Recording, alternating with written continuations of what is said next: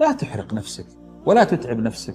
والله الدنيا لا تستاهل زعلك لحظة. أنت مؤمن، أنت من أهل لا إله إلا الله، أنت من أحباب الله عز وجل، أنت معك كلمة تعدل السماوات والأرض وما فيها.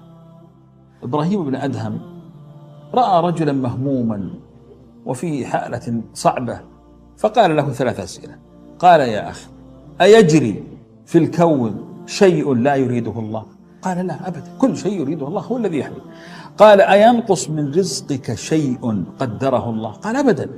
قال: أينقص من أجلك لحظة كتبها الله لك؟ قال: لا. قال: إذا ففيما الهم؟ ما دام أجلك مكتوب ورزقك مكتوب وكل شيء يحدث بعلم الله، لماذا الهم؟ لا تحمل نفسك الهم. الهم ترى مصيبة يا إخوان. الهم هذا جندي يعذب الله به العباد. مما يروى عن علي بن أبي طالب أنه لما سئل عن أعظم الخلق قال: أعظم الخلق الجبال. قال: لما خلق الله الجبال قالت الملائكة: يا ربي، ما أعظم هذا المخلوقات؟ يعني الملائكة كانت تسأل الله عز وجل ما هو أعظم الخلق، فخلق الله عز وجل الجبال. فقالت الملائكة: ما أعظم هذا الخلق يا رب؟ فأنزل الله الحديد فكسر الجبال. فقالوا: الحديد هذا أعظم خلق الله عز وجل. فخلق الله النار فذوبت الحديد وصهرته. فقالوا: النار أعظم خلق الله. فأنزل الله الماء والمطر فإذا به يطفئ النار. قالوا: الماء أعظم خلق الله عز وجل. فأرسل الله الريح فبعثرت الرياح بعثرت المياه والسحاب وبخرتها. فقالوا: إذن الريح أقوى خلق الله عز وجل. فخلق الله الإنسان فاتقى الريح وتدفى ووضع الحواجز فسلمه الله من الريح. قالوا: إذن الإنسان هذا أعظم خلق الله. فسلط الله عليه النوم فكان النوم يهده ولو كان أقوى الناس. فقالوا: إذن النوم هو أعظم خلق الله. فخلق الله الهم فطير النوم. ولذلك إذا جاءك الهم فأنت في كرب شديد، فلا تفتح للهم، لا تفتح للهم مجال. إذا جاءتك أي مصيبة، إذا جاءك أي أمر يهمك، اجلس مع نفسك ثم ثق أن كل مصيبة تأتيك هي أقل من التي فوقها. الذي يأتيك مقدر من الله عز وجل، وليس هناك أحد أرحم بك من الله عز وجل. والذي يأتي عليك يأتيك بقدر من الله عز وجل، ولا يمكن أن يظلمك الله مثقال حبة ولا أقل من ذلك، لأن الله بك رحيم. الذي يأتي عليك من هموم الدنيا ومشاكلها ليس لأن الله يكرهك أو يريد أن يعذبك، لا والله، إن الله أرحم بك من أمك التي تحبك. والله لا يمكن أن تعادل رحمة الله فيك. فلا تهتم يا أخي، عش في حياتك وحاول أن تتجاوز المحنة، حاول أن لا تكون أسير للمحنة، حاول أن تنطلق. النبي صلى الله عليه وسلم تعوذ من الهم والحزن فقال: اللهم إني أعوذ بك من الهم والحزن والعجز والكسل والجبن والبخل، وأعوذ بك من غلبة الدين وقهر الرجال. هذا الحديث العظيم فيه رسالة لكل واحد منا أن الحياة مبنية على الكبد والشقاء، فعلى الإنسان أن ينتبه لقلبه. سأتحدث اليوم عن قضية الحزن وقضية الهم، وهذا هو الأمر الذي للأسف نراه انتشر كثيرا في هذا الزمن في قلوب الناس. الحزن أو الحزن أو الهم هو ألم في النفس يجعل الإنسان يشعر بالبؤس والعجز والإحباط، يأتي له بالأسى بالكآبة، يكون يائس في هذه الحياة. هذه المشاعر تجعل الإنسان قليل النشاط، منفعل، عاطفي، انطوائي، يضعف أمام أي موقف، وهذا خطأ. الله تبارك وتعالى لما أنزل القرآن على رسولنا صلى الله عليه وسلم قال: ما أنزلنا عليك القرآن لتشقى. الشقاء والهم والتعب والحزن أمراض وعوارض، دواؤها كلام الله.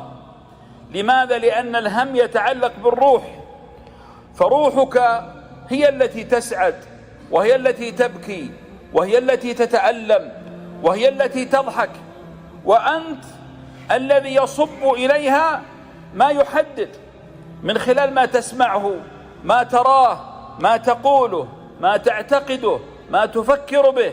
فأنت علاج نفسك، وأنت مرض نفسك أيضا. الحزن والحزن أمر فطري طبيعي، بل إن الحياة أصلا مبنية على الكبد كما قلنا. حكم المنية في البرية جاري، ما هذه الدنيا بدار قرار، بين يرى الإنسان فيها مخبرا حتى يرى خبرا من الأخبار. طبعت على كدر وأنت تريدها صفوا من الأقذاء والأكدار، ومكلف الأيام ضد طباعها متطلب في الماء جذوة نار. يا مسلم ارفق بقلبك، فالهم سبب للأمراض. الهم يذهب النوم، فتجد المهموم لا يتهنى بنومه، فتضطرب لديه وظائف جسده، تتوالى عليه أمراض الجسد، صداع دائم، قولون مزعج، سكر، اضطرابات المعدة، كل هذه تسبب آلام وهم وحزن وكسل، والسبب قد يكون هو أنت.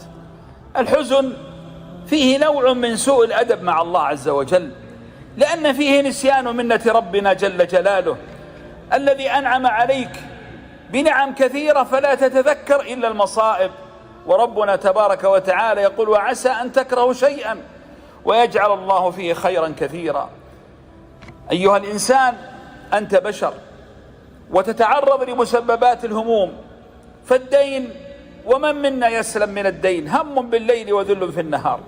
المرض هم وألم، الغربة هم وألم، الضيق في الرزق هم وألم، الخوف على الأبناء من بعد موتك هم وألم، العقم هم وألم، الإعاقة هم وألم، العنوسة هم وألم، موت الحبيب هم وألم، الظلم وضياع الحقوق هم وألم، وبلاء المرأة بزوج سيء تبتلى به العمر كله هم وأمل ألم، والتشرد من البلاد هم وألم وإلى آخره.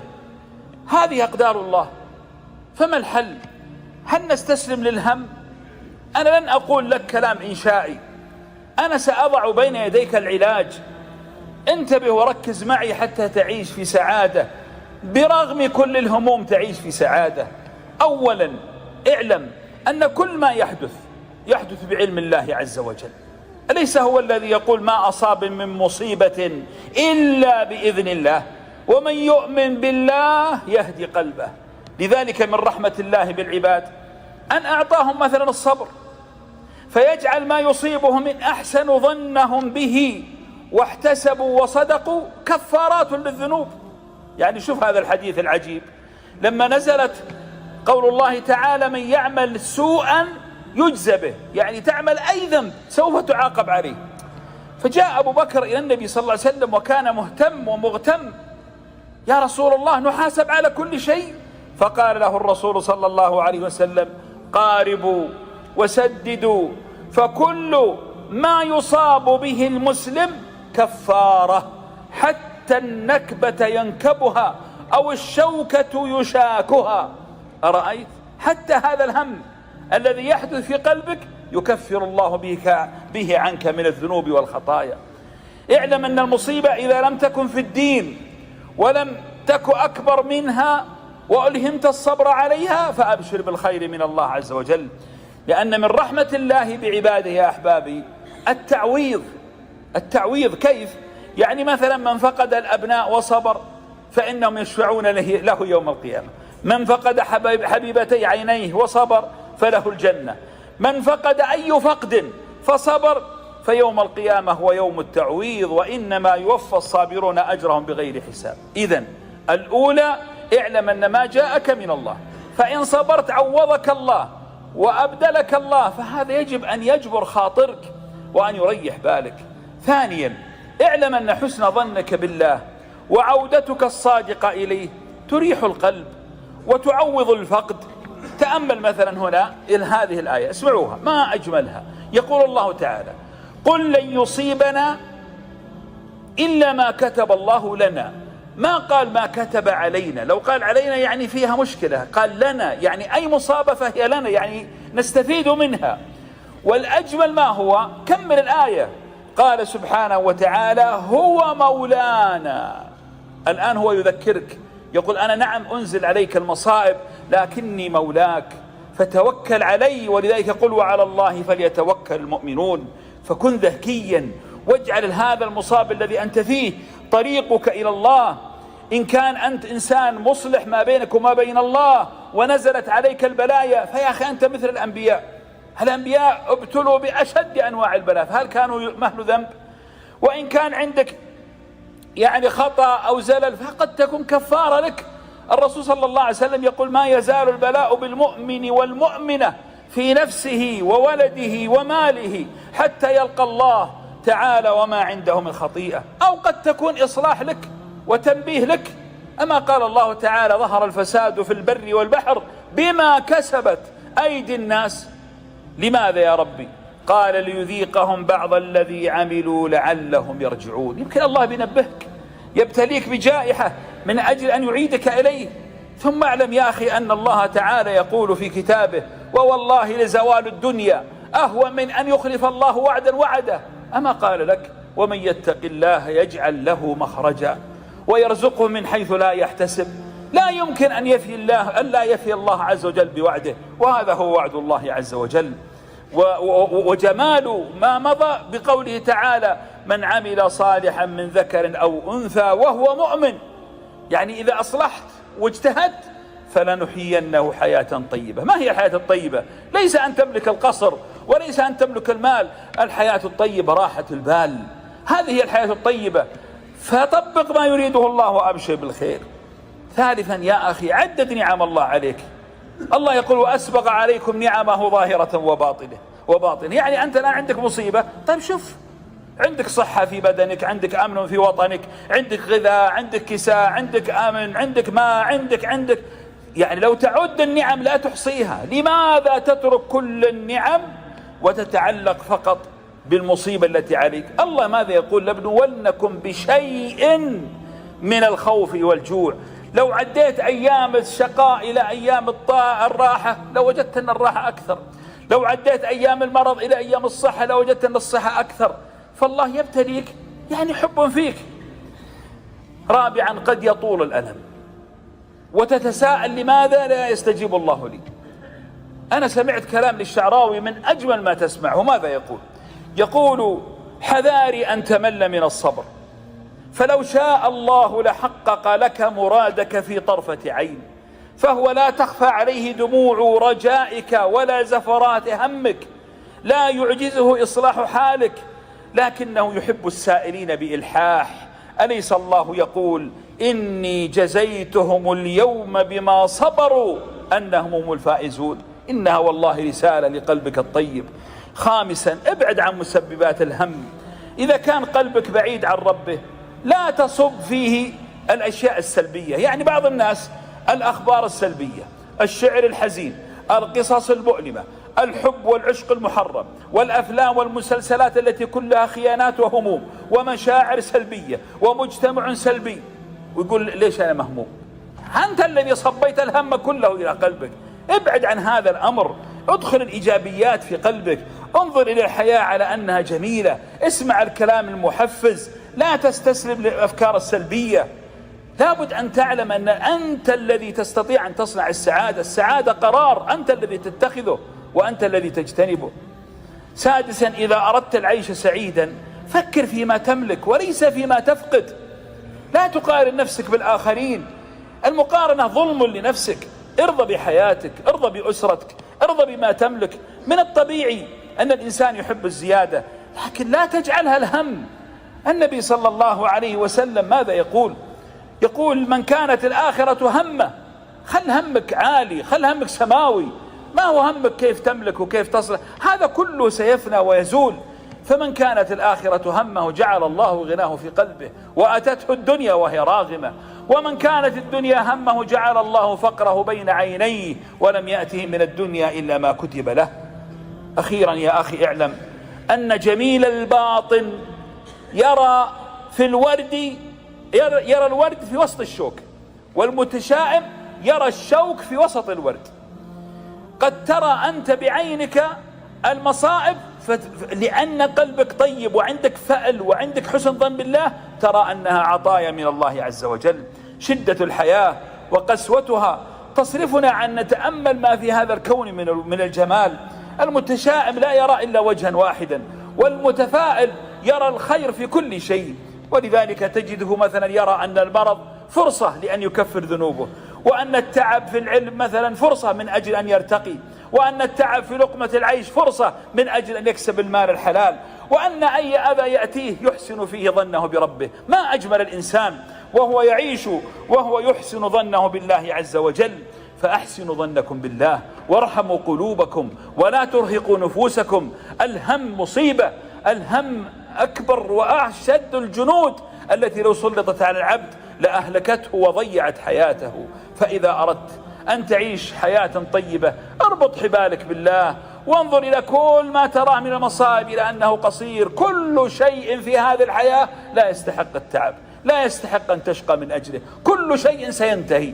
والله يا صاحب الهموم كلها غمسة واحدة في الجنة ستنسيك هموم الدنيا من أولها إلى آخرها. فأسعد قلبك ولا تكسر قلبك، ولا تعيش وأنت محطم بين الناس. عش أنت مؤمن، أنت أعظم عند الله من كعبة الله.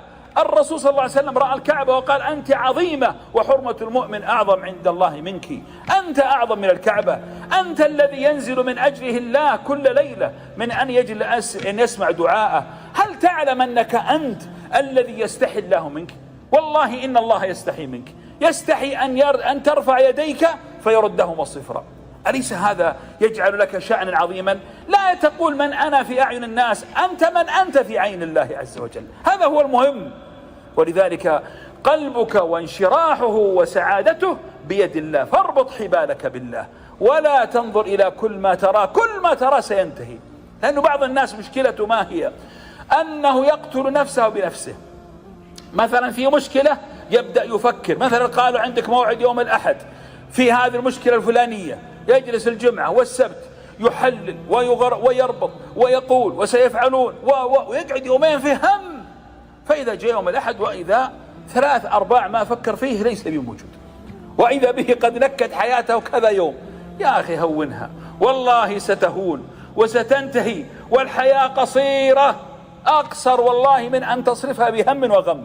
اسعدوا قلوبكم وابشروا بالخير وعيشوا حياتكم، وكل ما يأتي إن كان خيرا فاحمدوا الله عليه، وإن كان شرا فاصبروا. أما قال حبيبكم صلى الله عليه وسلم عجبا لأمر المؤمن إن أمره كله له خير. كل أمرك خير يا أخي، هذا لا يكون إلا للمؤمن كما قال عليه الصلاة والسلام إن أصابته ضراء فصبر كان خيرا له، وإن أصابته سراء فشكر كان خيرا له. فالحمد لله أننا من أمة محمد صلى الله عليه وسلم.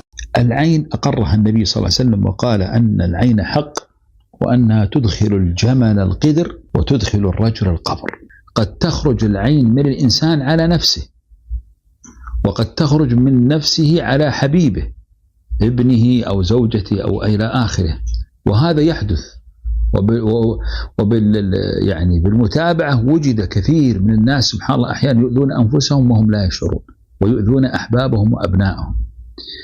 ولذلك الإنسان في هذه الحالة يجب عليه أن دائما كلما رأى شيئا جميلا أن يبرك. وهنا أنبه إلى قضية، البعض إذا رأى شيئا جميل قال ما شاء الله لا قوة إلا بالله. هذا ليس هو التبريك. التبريك أن تقول تبارك الله تبارك الرحمن. ما شاء الله تقولها إذا رأيت النعمة عندك أنت، كما قال صاحب الجنتين في سورة الكهف ولولا إذ دخلت جنتك قلت ما شاء الله. لكن الذي تقول للآخرين تقول اللهم بارك. وهذا هو ما قاله النبي صلى الله عليه وسلم لما قال للصحابي ألا بركت، أي قلت بارك الله تبارك الرحمن. فلذلك كلما رأيت شيئا جميلا قل تبارك الرحمن، أو قل ما شاء الله تبارك الله، يعني تضيف كلمة تبارك إلى ذلك. وبذلك يسلم الناس من شيء قد يخرج منك أنت فيصاب به غيرك. العين أيها الإخوة خطيرة جدا إذا أصابت الإنسان، ولكن لا بد علينا أن نتجنب العين قبل حدوثها. لماذا علمنا التحصين والأذكار؟ لماذا علمنا أن نقرأ المعوذات؟ لماذا علمنا دائما أن نقرأ ذكرا في الصباح وذكرا في المساء؟ الإنسان يجب أن يعلم علم اليقين أن الذي يحميه من العين هو الله فقط. لماذا؟ لأن العين ليست سلاح ليست سكين ولا سهم ولا، هي شيء مخفي يتعلق بالروح، والروح لا يحميها إلا خالقها جل جلاله. يسألونك عن الروح قل الروح من أمر ربي. إذن هذا أمر غيبي لكنه يحدث ويصيب، ولذلك على الإنسان أن يحتاط بما علمه إياه النبي صلى الله عليه وسلم. كلما أصبحت تقرأ المعوذات، تقرأ آية الكرسي، أعوذ بكلمات الله التامات من شر ما خلق، أعوذ بكلمات الله التامة من كل شيطان وهام ومن كل عين لامة. هذا تعويذك أنت لنفسك، تعويذك لأبنائك أو لمن تحب. لا تقول قل أعوذ برب الفلق، قل أعيذكم برب الفلق من شر ما خلق، أعيذكم برب الناس، لأن بعض الناس يخطئ في قضية تعويذ الأبناء فيقرأ عليهم سورة الفلق وسورة الناس. لا، هي ليست في هذا. قراءة سورة الفلق وسورة الناس تنفع قارئها، لكن أنت تريد أن تحمي أبنائك أو تحصنهم، تقول أعيذكم برب الفلق من شر ما خلق ومن شر غاسق إذا وقب إلى آخره. كذلك قول لا إله إلا الله وحده لا شريك له، له الملك وله الحمد وهو على كل شيء قدير، تقولها كل يوم 100 مرة يحميك الله. والله يا أحبابي هذا الدعاء لازم نحرص عليه. لا إله إلا الله وحده لا شريك له، له الملك والحمد وهو على كل شيء قدير. إذا قلتها 100 مرة كل يوم كتب الله لك 100 حسنة ومحى عنك 100 سيئة، ولم يأتي أحد بأفضل منك يوم القيامة إلا شخص قال مثلك وزاد عليك، وتكون لك كعدل عتق 10 رقاب من بني إسماعيل. لاحظ الكلمة، قال من بني إسماعيل، ما معنى ذلك؟ معنى أنهم أحرار فأعتقتهم، وهذا هو أعظم أنواع العتق. يعني ما هو عبد تشتريه ثم تعتقه، لا، هذا هو حر لكنه أصبح عبدا فتعتقه، وهذا أعظم أنواع العتق. ثم الخاتمة يقول وكانت حرز له من الشيطان يومه ذلك، يحميك الله سبحانه وتعالى من الشيطان. فاحرص على هذه الأذكار، وكلما قلتها قلها بيقين، وأنو الخير لنفسك وسيحميك الله ويحمي ذريتك معك بإذنه تعالى. هذا بالنسبة للأذكار، هذا ما قبل العين. طيب حصلت العين وجاءت العين، إذا جاءتك العين وأصبت بالعين فاعلم أن الحل الوحيد لها هو الرقية الشرعية. والرقية الشرعية لازم تنتبه لها يا إخواني. الراقي الصحيح من هو؟ الراقي الصحيح هو الذي يعلقك بالله لا يعلقك بنفسه. انتبهوا، أنا أريد أن أذكر لكم بعض النصائح اللي أعطيها الراقي نفسه وأعطيها من يبحث عن الرقية. أما الراقي فأقول يجب أن تعلق من تقرأ عليهم بالله لا بك أنت. دائما اقرأوا سورة البقرة، الله 3 أيمان أكررها، أن من قرأ سورة البقرة وحافظ عليها بنية الاستشفاء يوميا، تقرأها مرة وإن استطعت مرتين، ليبطلن الله السحر مهما كان. وأنا أمام عيني رأيت امرأة صالحة كان سحرها مدفون منذ 33 سنة، استمرت تقرأ البقرة شهرا كاملا حتى نطق من فيها اللي هو حارس السحر في جسدها، وقال والله لقد أحرقت السحر بأكمله بقراءتها سورة البقرة، لا تدركها العطلة كما قالها النبي صلى الله عليه وسلم. ولذلك عود من تقرأ عليهم بأن يقرأوا سورة البقرة، عودهم على الأذكار الصحيحة، عودهم على الصلوات في أوقاتها، عودهم على الدعاء أن يكون بيقين، وأن يكونوا قلوبهم معلقة بالله. الشافي هو الله ويدفع البلاء هو الله سبحانه وتعالى. لا يمكن أبدا أن يكون الراقي هو الشافي، الراقي مجرد سبب. كذلك علموا من ترقونهم أن يعينوكم على أنفسهم، لأن بعض الناس سبحان الله العظيم يريد من الرقاه أن يرقونه وهو لم يحصن نفسه ولم يترك الذنوب التي كانت سببا في أذيته، ولم أيضا يفعل الأسباب التي تساعد الراقي. الراقي يريد مثلا منك أن تستخدم عشبة معينة هو جربها واكتشف أن فيها أثر. الراقي يريدك أن تحصن نفسك، الراقي يريدك أن تقلع من الذنب. ولذلك انصحوهم أن يعينوكم على أنفسهم حتى يكون لهذه الرقية أثر بإذن الله تعالى. ثم أقول أيضا إلى من يبحثون عن الرقية، إذا وجدت شخصا يكثر من الثناء على نفسه فلا تحرص عليه. إذا وجدت شخصا يستغل الرقية بالمال، في فرق بين من يستغل الرقية لكسب المال وبين من يرقي فيأخذ المال. يعني إذا أخذ المال المعقول هذا أقره النبي عليه الصلاة والسلام.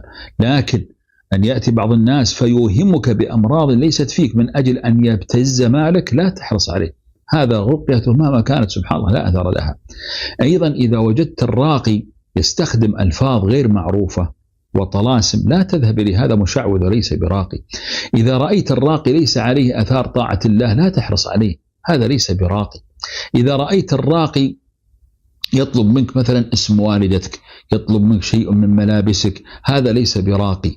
إذا رأيت الراقي يعلقك بأفعال واضح عليها الشرك، كأن يطلب منك أن تذبح شيئا ما، أو أن تدفن شيئا ما، أو أن تتقرب قربانا لغير الله، ابتعد عنه، هذا ليس براقي. هؤلاء هم الكهنة، هؤلاء هم المشعوذون، هؤلاء هم الذين يضيعون دينك. النبي صلى الله عليه وسلم يقول: من أتى عرافا أو كاهنا فصدقه فقد كفر بما أنزل على محمد، فإن لم يصدقه لم تقبل له صلاة 40 يوما. إخوان الكرام، العين حق، ويجب علينا أن نجتهد في تحصين أنفسنا، وأن نعلم علم اليقين أن الله تعالى مع العبد كلما كان العبد قريبا من ربه. وأختم كلامي بفائدة جميلة بسيطة. أحيانا الإنسان ينزل في منزل فيقول: أعوذ بكلمات الله التامات من شر ما خلق، ثم بعد ذلك يصاب بشيء يؤذيه. هنا فهم خاطئ عند بعض الناس أنك إذا قلت أعوذ بكلمات الله التامات معناه أنه لا يصيبك شيء. لا، نص الحديث أن من قال أعوذ بكلمات الله التامات في أي منزل لم يضره شيء، لم يقل لم يصيبه شيء، قال لم يضره، يعني قد يصيبك الأذى لكن لا يضرك ما دمت قد حصنت نفسك بأعوذ بكلمات الله التامات من شر ما خلق. فاحرصوا على القرب من الله وكثرة الذكر. أسأل الله أن يعصمنا وإياكم من كل شر، وصلى الله على نبينا محمد. صلى الله على نبينا محمد.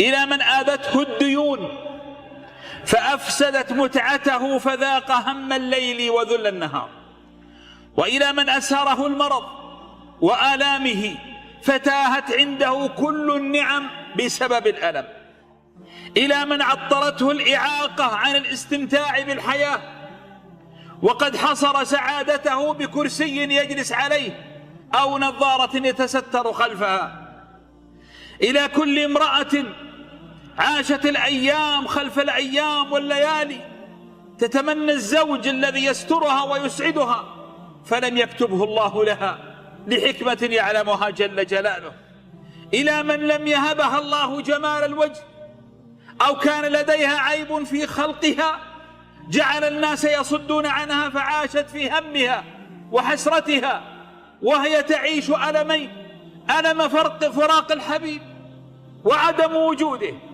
والألم الآخر نظرة المجتمع حولها التي كلها عطف ورحمة إلى هاته وغيرها، إلى كل سجين مرت به السنين الطوال خلف زلزانه فحرم من أحبابه ومن متعة الحياة بسبب غلطة غلطها فتاب منها ولكن بعد فوات الأمان.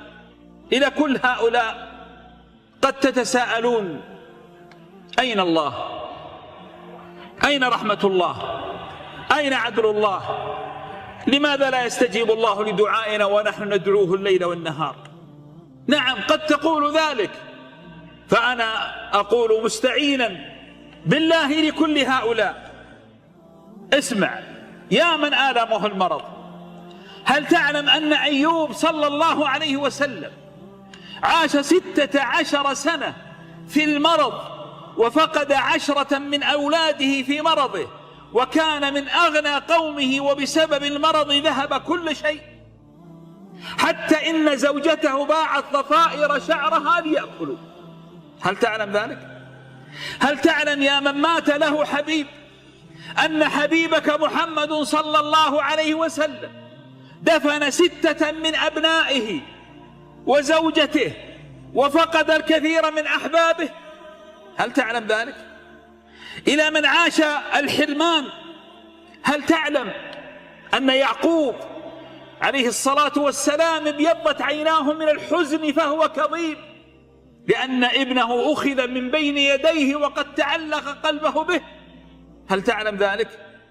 إلى من ذاق مرارة السجن، هل تعلم أن الكريم يوسف ابن الكريم يعقوب ابن الكريم إسحاق، ابن الكريم إبراهيم عليهم جميعا أفضل الصلاة والسلام، سجن ظلما 10 سنين إلى من تغرب عن أحبابه وآلمه فقدهم.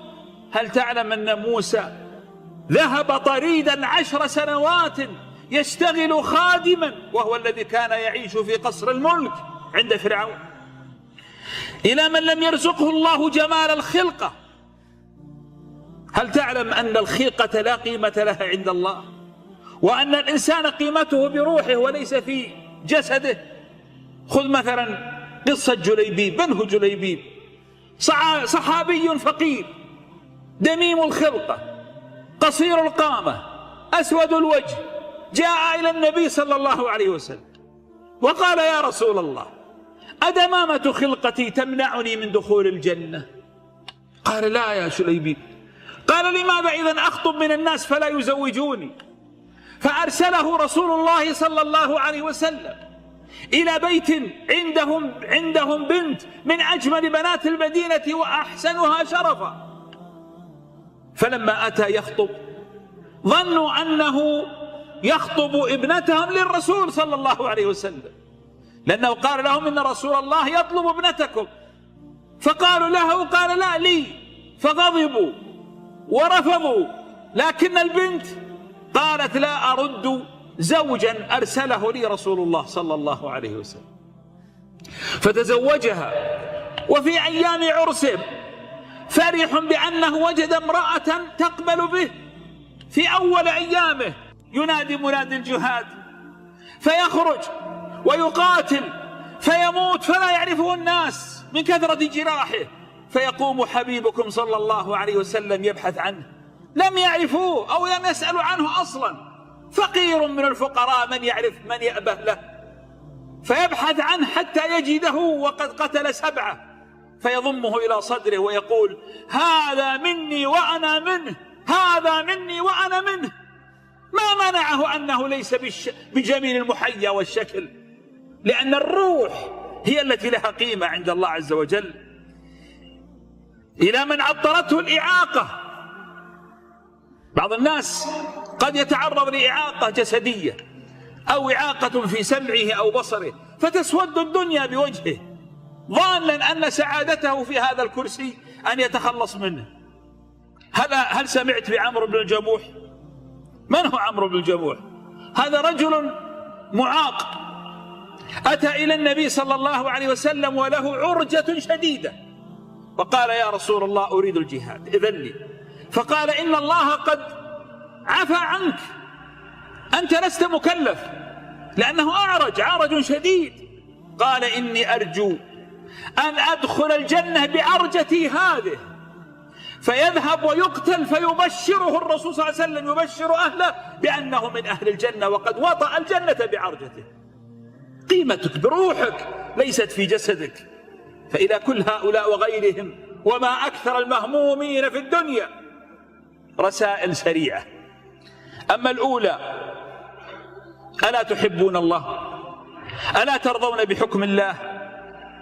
أما سمعتم أن الله تعالى يقول: إن ربك يبسط الرزق لمن يشاء ويقدر؟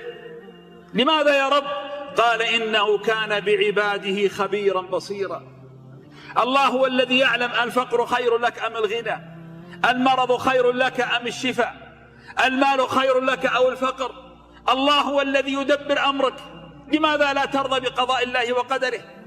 لماذا لا ترضى بحكمه؟ هل تظن أن السخط سوف يعيد لك ما فقدت؟ من رضي فله الرضا ومن سخط فله السخط. ارضى، تعامل مع الكريم الرحيم الذي يسمعك حين تقوم وتقلبك في الساجدين. والله ما من دعوة أرسلتها إلا فتحت لها أبواب السماء، لكن لله حكمة في عدم الإجابة. وما من طلب طلبته من الله فلم يؤده لك إلا لله حكمة في ذلك.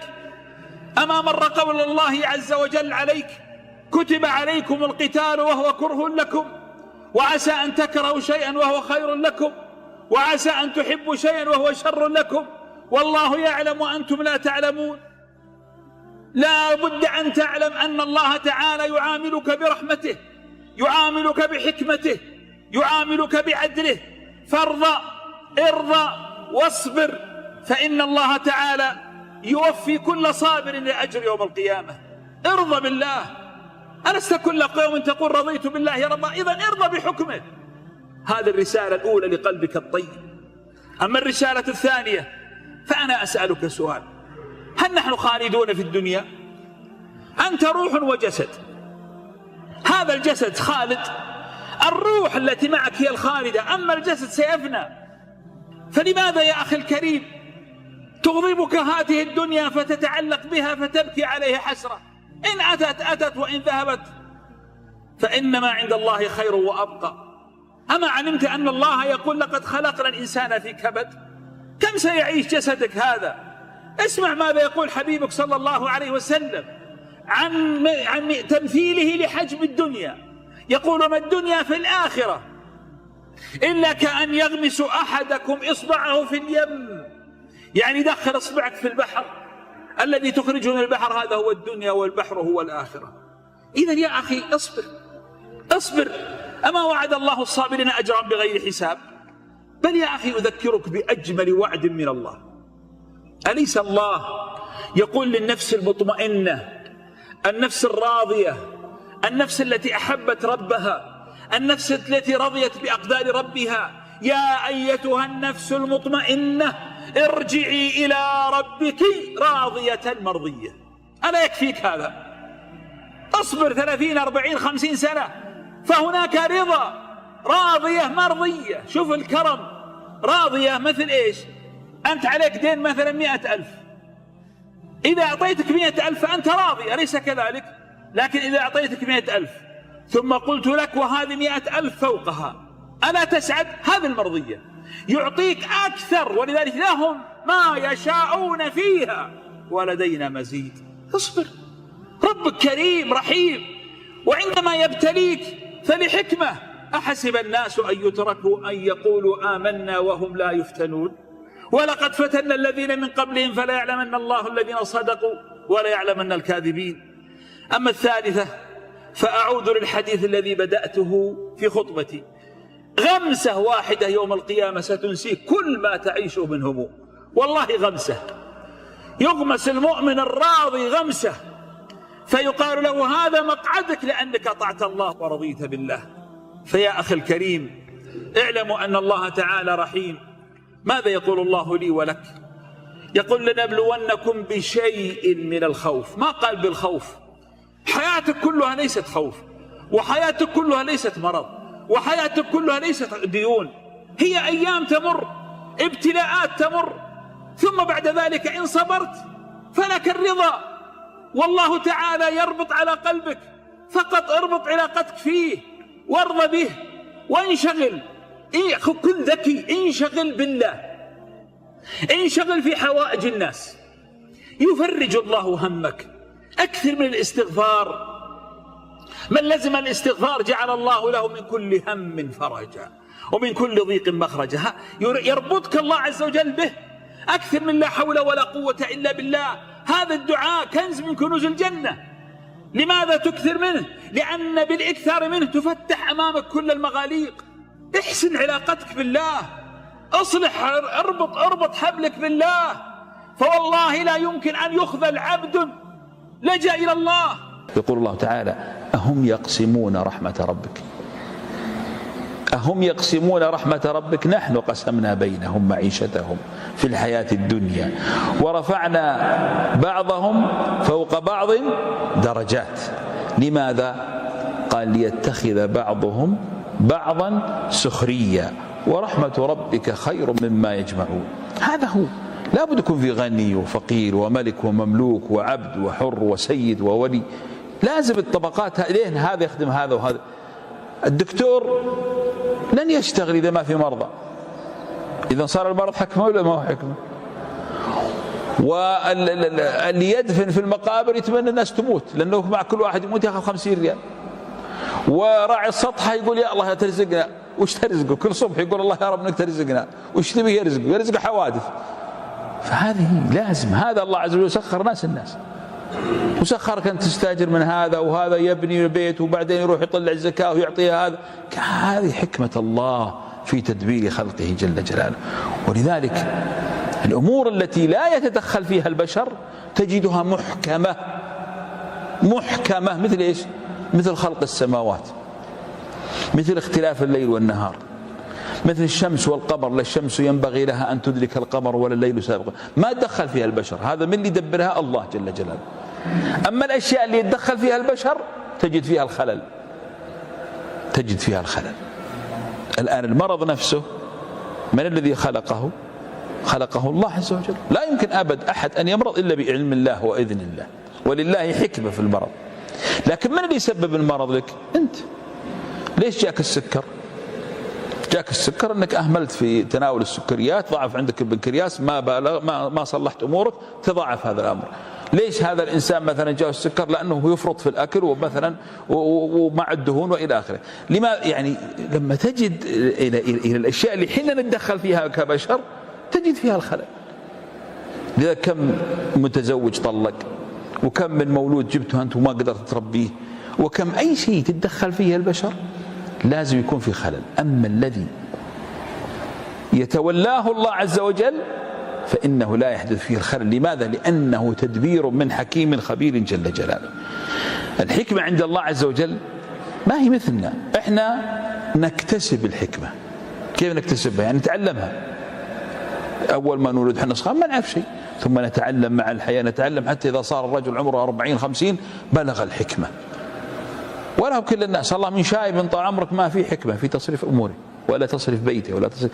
تلقى شايب عمره 60-70 سنة ما يصلي، في ولا ما في؟ وتجد شايب 70 سنة عاش في الدنيا حتى ذاق مرها وحلوة، ومع ذلك تجد أنه يأكل الربا ويأكل الحرام. تجد بعضهم في الصف الأول يصلي والناس في البيت يدعون عليه أن الله لا يرد عليه من ظلمه وجوره. موجود ولا ما هو موجود؟ لماذا؟ لأن هؤلاء بشر مهما بلغوا من حكمتهم فهم ضعفاء. ولذلك الله عز وجل قال من يؤتى الحكمة فقد أوتي إيش؟ خيرا عظيما. الإنسان الذي يرزق الله الحكمة أوتي خيرا عظيما. فلا بد إذن الإنسان أن يعرف أنه ناقص يتعامل مع ناقصين. أنت بتعيش سعيد مرتاح في حياتك، لا تدعي الكمال. أنت ناقص وأنا ناقص ونتعامل مع ناقصين مثلنا. إذن لابد نرضى بالناس على خطئهم وعماهم، وأيضا هم يرضون بنا، وبذلك تكتمل الحياة. نكمل بعضنا، نحن نكمل بعض، لكن كلنا نحتاج لله عز وجل. طيب، الله سبحانه وتعالى يتداخل اسم الحكيم مع اللطيف. ما هو اللطيف؟ ما معنى اللطيف؟ اللطيف هو الذي يدبر أمورك في الخفاء من حيث لا تشعر. يدبر أمورك في الخفاء من حيث لا تشعر. مثل إيش؟ لما أخوات يوسف مثلا أرادوا أن يقتلوا يوسف، مظبوط؟ الله في سابق علمه يريد أن يجعل يوسف ملك مصر. طب كيف يكون ملك مصر وهو يعيش في البدو؟ لأنه في البادية، ما هو في المدينة، ما هو في مصر نفسها، ويعيش بعيد عن مصر، وإخوانه يحسدونه. كيف يعيش؟ لطف الله هنا إن الله سبحانه وتعالى يثير في قلوب الإخوة الحسد، ثم يأخذوه ثم يرموه في بير معينة، مو أي بير، في بير معين روح حطوه هناك. ليه؟ لأن في قافلة ستأتي في اليوم الفلاني تحمل هذا الولد وتوديه إلى مصر. يمكن لو ودوه بير ثاني تجي قافلة توديه اليمن، ما تدري. هذا هو اللطف. شفتوا كيف اللطف؟ هذا اللطف، يعني تدبير أمورك في الخفاء من حيث لا تشعر. كم في حياتك من الأشياء التي دبرها لك الله عز وجل وأنت ما تشعر؟ كم ياما وياما في حياتك أمور. ولذلك المؤمن عندما يثق بحكمة الله يرتاح، لأنه أنت، يقول أحد العلماء، يقول لو كشفت الحجب عن حكمة الله في الأمور لذابت القلوب من مهابة الله ومحبته. كم من إنسان يبتليه الله عز وجل بالمرض وهو يراه شر والمرض خير له. لله حكمة في ذلك. لله حكمة في إن فلان يستخير الله ثم يزوجه الله بامرأة سفيهة ويتعب معها في حياته. يمكن يجيك بعض الناس يقول يا أخي أنا استخرت الله وبلاني الله في الحرمة، وين فائدة الاستخارة؟ ممكن ولا ما ممكن يا جماعة؟ تلقى واحد مثلا يصلي استخارة ثم يبتليها الله عز وجل بزوجة حمقاء سفيهة ويصبر عليها. تدبير الله هنا وحكمته ما هي فيك أنت، إنك أنت صرت رزق لهذيك الحرمة، لأن هذيك ما راح تتحملها، فرحمة بها أو رحمة بوالديها لأنهم صالحين حفظها الله فجعلها تحتك وزوجة لك. أليست هذه حكمة؟ أنا أعرف أشخاص تزوجوا، والله أعرف واحد يحدثني بنفسه بعد 15 سنة زواج، أقول ها بشر كيف أمورك؟ قال والله، طبعا هو كلمني بعد زواجه بشهر، وزوجته من أجمل النساء وأطيب النساء وأكرم النساء، لكن سبحان الله سألته بعد شهر فقلت له ها عساك إن شاء الله؟ قال والله إني أبغضها بغض، إني أكرهها لكني أبصبر علشان أهلها. هذا بعد شهر من زواجه. قابلته بعد 15 سنة، ها بشر أبو فلان كيف أمورك؟ قال والله ما زال نفس البغض في قلبي لها وإني ما أحبها ولا دانيها. شوف الصبر، شوف الصبر. هذا رجل، هذا الله رزق هالمرأة هذا الرجل. بعدين إيش اكتشفوا؟ اكتشفوا أن هذه البنت معها سحر شديد، والسحر اللي معها أنها ما يقبلها أحد من الرجال. فالله سبحانه وتعالى ساقها لهذا الرجل لأن هذا رجل صالح يتقي الله وسيصبر لأنه عبد مؤمن. في حكمة ولا ما في حكمة؟ في حكمة، والله يعلم وأنتم لا تعلمون. كم من الأمور الله سبحانه وتعالى دبرها على العباد، ثم بعد ذلك تجد سبحان الله الناس يظنون يعني مثلا الحكمة في مخلوقات الله، مثلا في مخلوقات الله. ما الحكمة مثلا من خلق بعض المخلوقات؟ مثلا الذباب، هل في حكمة من خلق الذباب؟ ايش فايدة الذباب؟ خلينا نفكر شوي. ما في شيء. شوف الله عز وجل لا يمكن أن يخلق شيء عبث، والله ما تشوف عينك شيء في هالكون إلا لله في حكمة، لكن يمكن أنا وأنت ما نقدر نفهمها. الذباب خلنا نأخذ بعض الفوائد. ما رأيكم الذباب هذا الحين لو لم يكن هناك ذباب هل نعرف أن هذا المكان نظيف ولا وسخ؟ إذن الذباب وين يلتف دائما؟ تقعد المكان وسخ. إذن صار الذباب هذا يساعدنا نحن نعرف أن هذا المكان وسخ ولا هذا المكان نظيف، أليس كذلك؟ طيب الذباب رزق ولا ما برزق؟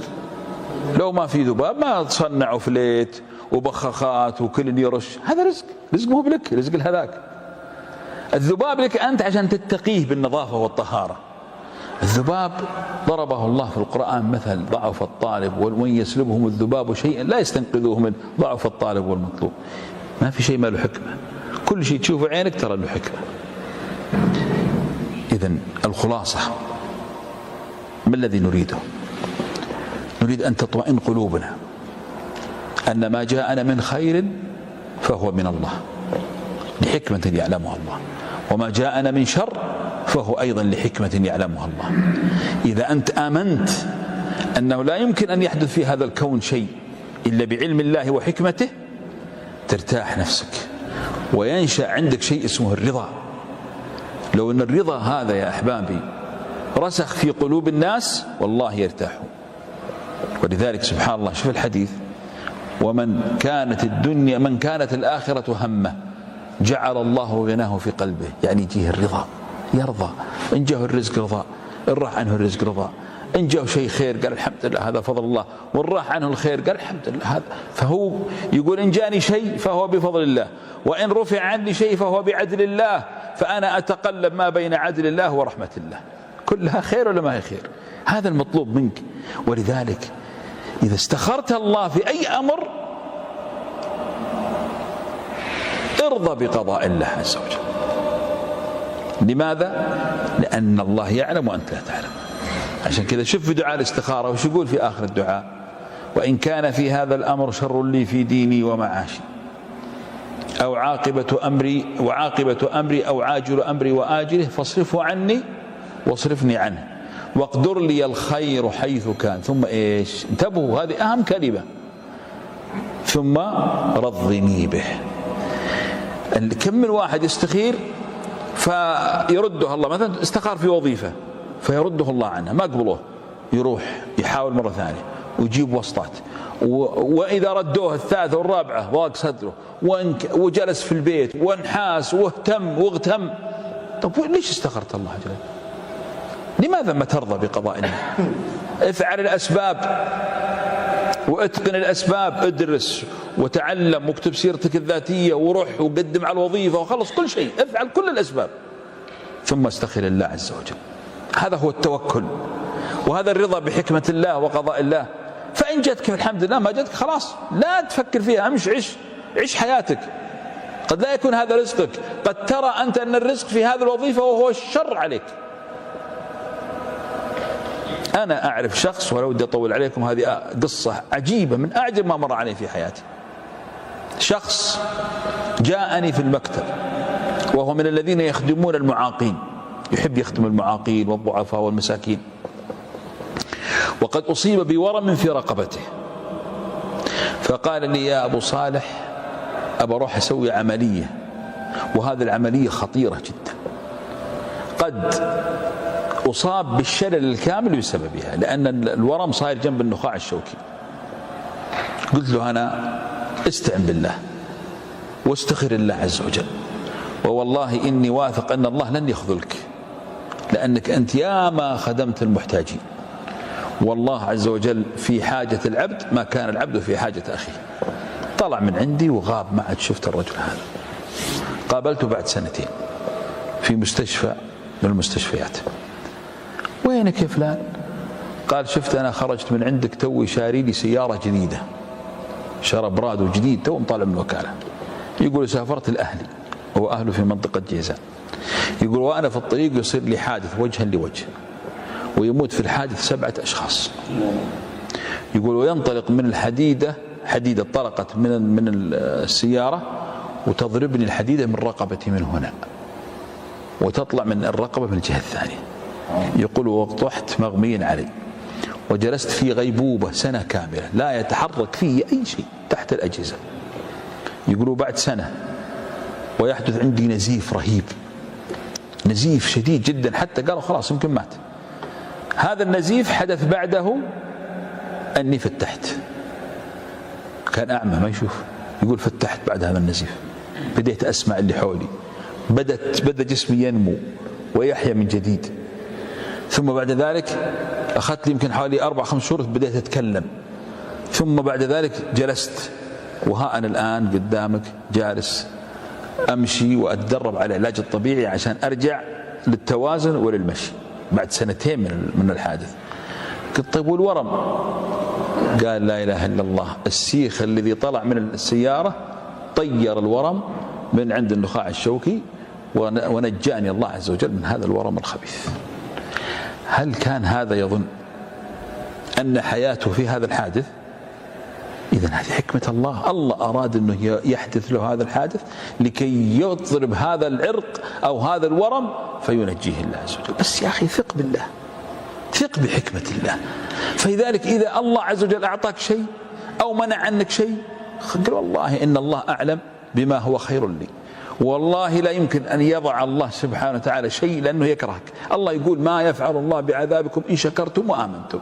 الثقة بالله والثقة بحكمة الله، هذا معناها الإيمان بأن الله عز وجل هو الحكيم. إذن كل شيء في هذا الكون يكون بحكمة الله عز وجل من خير أو شر. وأحيانا الله عز وجل يبتليك بالشر لحكمة يعلمها. يمكن الفقر خير لك من الغنى، ويمكن المرض خير لك من الصحة، فالله يعلم وأنتم لا تعلمون. المظلوم تذكر أن الله موجود. خذوا هذه القصة. كان هناك رجل كهل كبير في السن، طاعن في السن، يمشي ومعه عصاه، وكانت الأرض ممطورة، يعني ما يزال فيها مستنقعات مياه. فهذا الشاب يمشي ويخبط بقدميه على هذا الماء ويطرطش على نفسه وعلى من حوله. فمرت بجواره شابة جميلة معها زوجها بجمال لبسها، فلما مروا من عنده خبط الأرض فطاش الماء فتوسخت ملابس هاته الشابة، فغضبت وصرخت والتفتت إلى زوجها واشتكت هذا الإنسان. هذا الجبار رأى هذا الضعيف فلطمه على وجهه، فسقط هذا الرجل الكبير على وجهه في المياه، ثم قام وقد ابتل وتعب، فنظر فإذا به لا يستطيع أن ينتقم من هذا، فتمتم بكلمات ثم ذهب. هذا ذهب هو وزوجته، دخلوا إلى البيت، مجرد ما أن وضع رجله على عتبة أول درجة سقط على رأسه ومات مباشرة. فذهبت المرأة تشتكي إلى القاضي وقالت أن هذا تمتم بكلمات وإني أظنه قد سحر زوجي أو فعل فيه ما فعل. فناداه القاضي وقال: ما الذي قلته؟ تعال أيها الكهل، ما الذي قلت؟ قال: إني نظرت إليه وإلى قوته وإلى ضعفي، فقلت: يا رب أريتني قدرته علي فأرني قدرتك عليه، فانتقم الله لي. فالتفت القاضي إلى المرأة: اسمع، قال: اشتكيتيه إلى حبيبك فلطمه، واشتكاكم إلى حبيبه فقتله. هذا هو الجبار جل جلاله. فلا تتحدى الله. والله لو أن كل ظالم يعلم أن هناك رب يحصي وأيقن بهذا الأمر لما ظلم. ولذلك يا إخوة تأملوا معي في حديث المفلس. المفلس يأتي يوم القيامة معه حسنات كجبال تهامة، صحيح؟ لكن ماذا قال عليه الصلاة والسلام؟ ما قال أنه يأتي يوم القيامة لأنه ما صلى يؤخذ من حسناته، أو ما صام ذاك اليوم يؤخذ من حسناته، أو أنه أفطر في رمضان يفطر. لا، ما قال كذا. قال: يأتي وقد ظلم هذا وأكل مال هذا وسفك دم هذا. إذا شوف الآن هنا في حقوق تؤخذ، ولذلك تؤخذ من حسناته وتوزع على الآخرين. لماذا؟ لأن الجبار جل جلاله ينتصر لكل مظلوم ولكل من سرق ولكل من أخذ حقه. هكذا يكون الإيمان بالله عز وجل. أيضا الجبار نجد عند المنكسر قلوبهم. مثلا من هم المنكسر قلوبهم؟ المريض. وهنا أنا أوجه رسالة لكل مريض: إن كانت فقدت في حياتك الصحة تذكر أن الله أرحم بك من أمك. والله لو أن العافية تشترى لاشتريناها لمرضانا. والله ندفع أموالنا من أجل أن نرتاح ويرتاح أبناؤنا أو يرتاح والدينا المرضى. لكن هل فعلا ربنا عز وجل ترك المريض يتألم ولم يعطيه مقابل؟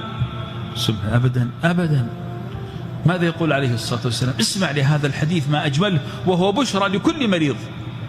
يقول: لا يزال البلاء بالمؤمن، لا يزال البلاء بالمؤمن حتى يلقى الله وليس معه خطيئة. شوف النظافة، تنظيف للذنوب، تمحيص. يعني أليس هذا جبر؟ عندما يأتي العبد يوم القيامة الذي كان مثلا معه سكر طول عمره، أو كلى طول عمره، أو كان معاقا طول عمره، أو أي مرض من الأمراض، ويتألم منه في حياته، هو تألم 20 30 40 سنة 50 سنة، ثم ماذا؟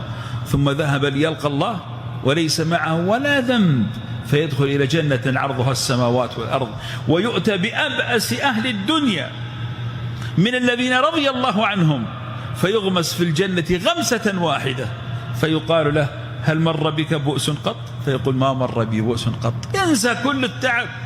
أليس هذا فيه جبران للمريض؟ بل اسمع لهذا الحديث العظيم. يقول الله تعالى: استزرتك يا ابن آدم فلم تزرني. الله قال: كيف أزورك وأنت الله؟ قال: أما إنك لو عدت عبدي فلان المريض لوجدتني عنده. أليس هذا شرف؟ إذن يا إخوة المريض لا يظن أن الله عز وجل لا يمكن أن يجبر كسره، بل يجبر كسره. إلى من مات له حبيب، مات أبوك، مات ابنك، مات قريبك، خلك معي في هذه القصة. رسالة إلى كل من مات له حبيب. لا تظن أن الله عز وجل عندما يأخذ أغلى ما عندك أب ولا ابن ولا أخ أنه يريد أن ينتقم منك أو لا يحبك. لا أبدا، ليس هذا خلق الله. والدليل على ذلك اسمع لهذا القصة. كان هناك رجل رزقه الله بولد، فلما بلغ هذا الولد 2 مات ابنه فحزن عليه، وبعد ذلك حملت زوجته وأنجبت له ولدا ثاني، وما بلغ 1 إلا ومات هذا الولد الثاني. الآن كم؟ 2 ماتوا ويدفنهم بيده. ثم رزقه الله ب4 بنات وراء بعض. كبرت البنات، أول واحدة تزوجت، فلما تزوجت وفرح بها وسعد بها أيضا ماتت وعمرها في 20، فدفنها. ثم زوج الثانية، فلما أنجبت له طفلة وفرح بها أيضا ماتت ودفنها. الآن 2 وولدين. ثم بعد ذلك البنت الثالثة ما بلغ عمرها 27 سنة إلا وتمرض وتموت ويدفنها. الآن 3 بنات وولدين. وبعد كل هذا الألم والمعاناة لم يبقى عنده إلا بنت، فيرزقه الله عز وجل بولد، فيتعلق بالطفل ويحب هذا الطفل حب شديد. وما أن بلغ هذا الطفل 1.5 سنة إلا ويموت ويدفنه أيضا. إذن دفن كم؟ 6، 3 أبناء و3 بنات. تعرف منه هذا؟ هذا هو محمد صلى الله عليه وسلم. فإذا كل من مات له حبيب، هل أنت خير من محمد عليه الصلاة والسلام؟ مات كل هؤلاء. لا، ليس قضية الابتلاء أن الله عز وجل ينتقم منك، لا لا لا، لله حكمة فيما يأخذ ولله حكمة فيما يعطي. فهذا يجبر مصابك عندما تتذكر ماذا حدث للرسول صلى الله عليه وسلم. إذا كل إنسان أصيب بأي مصاب في هذه الدنيا من هم أو غم، والله إن الله ليأتي بالجبران من حيث لا تحتسب. شوفوا معي هذه القصة العجيبة التي حدثت للرسول صلى الله عليه وسلم. لما طرده أهل الطائف وقذفوه بالحجارة، هام على وجهه عليه الصلاة والسلام من الهم، حتى وصل إلى موضع قريب من مكة وهو في همه وغمه وألم، محترق قلبه على الأمة وعلى أن هؤلاء القوم لا يستجيبون. فإذا بجبريل ينزل إليه. شوف جبر الخواطر الآن كيف ينزل جبريل ويقول: يا محمد صلى الله على رسول الله، هذا معي ملك الجبال أرسله الله ينتظر منك أمر واحد بس، ليطبق جبال مكة على أهل مكة. شوف كيف الله يجبر خاطر هذا النبي العظيم، لأنه دعا ورفع يديه وقال: أشكو إليك بثي وحزني، إن لم يكن بك علي غضب فلا أبالي. أهم شيء ما تكون غضبان علي يا رب. فيكرمه الله بأن يرسل إليه هذا الملك ومعه ملك الجبال، لكنه يرفض لأنه يريد من الله أن يهدي أمته.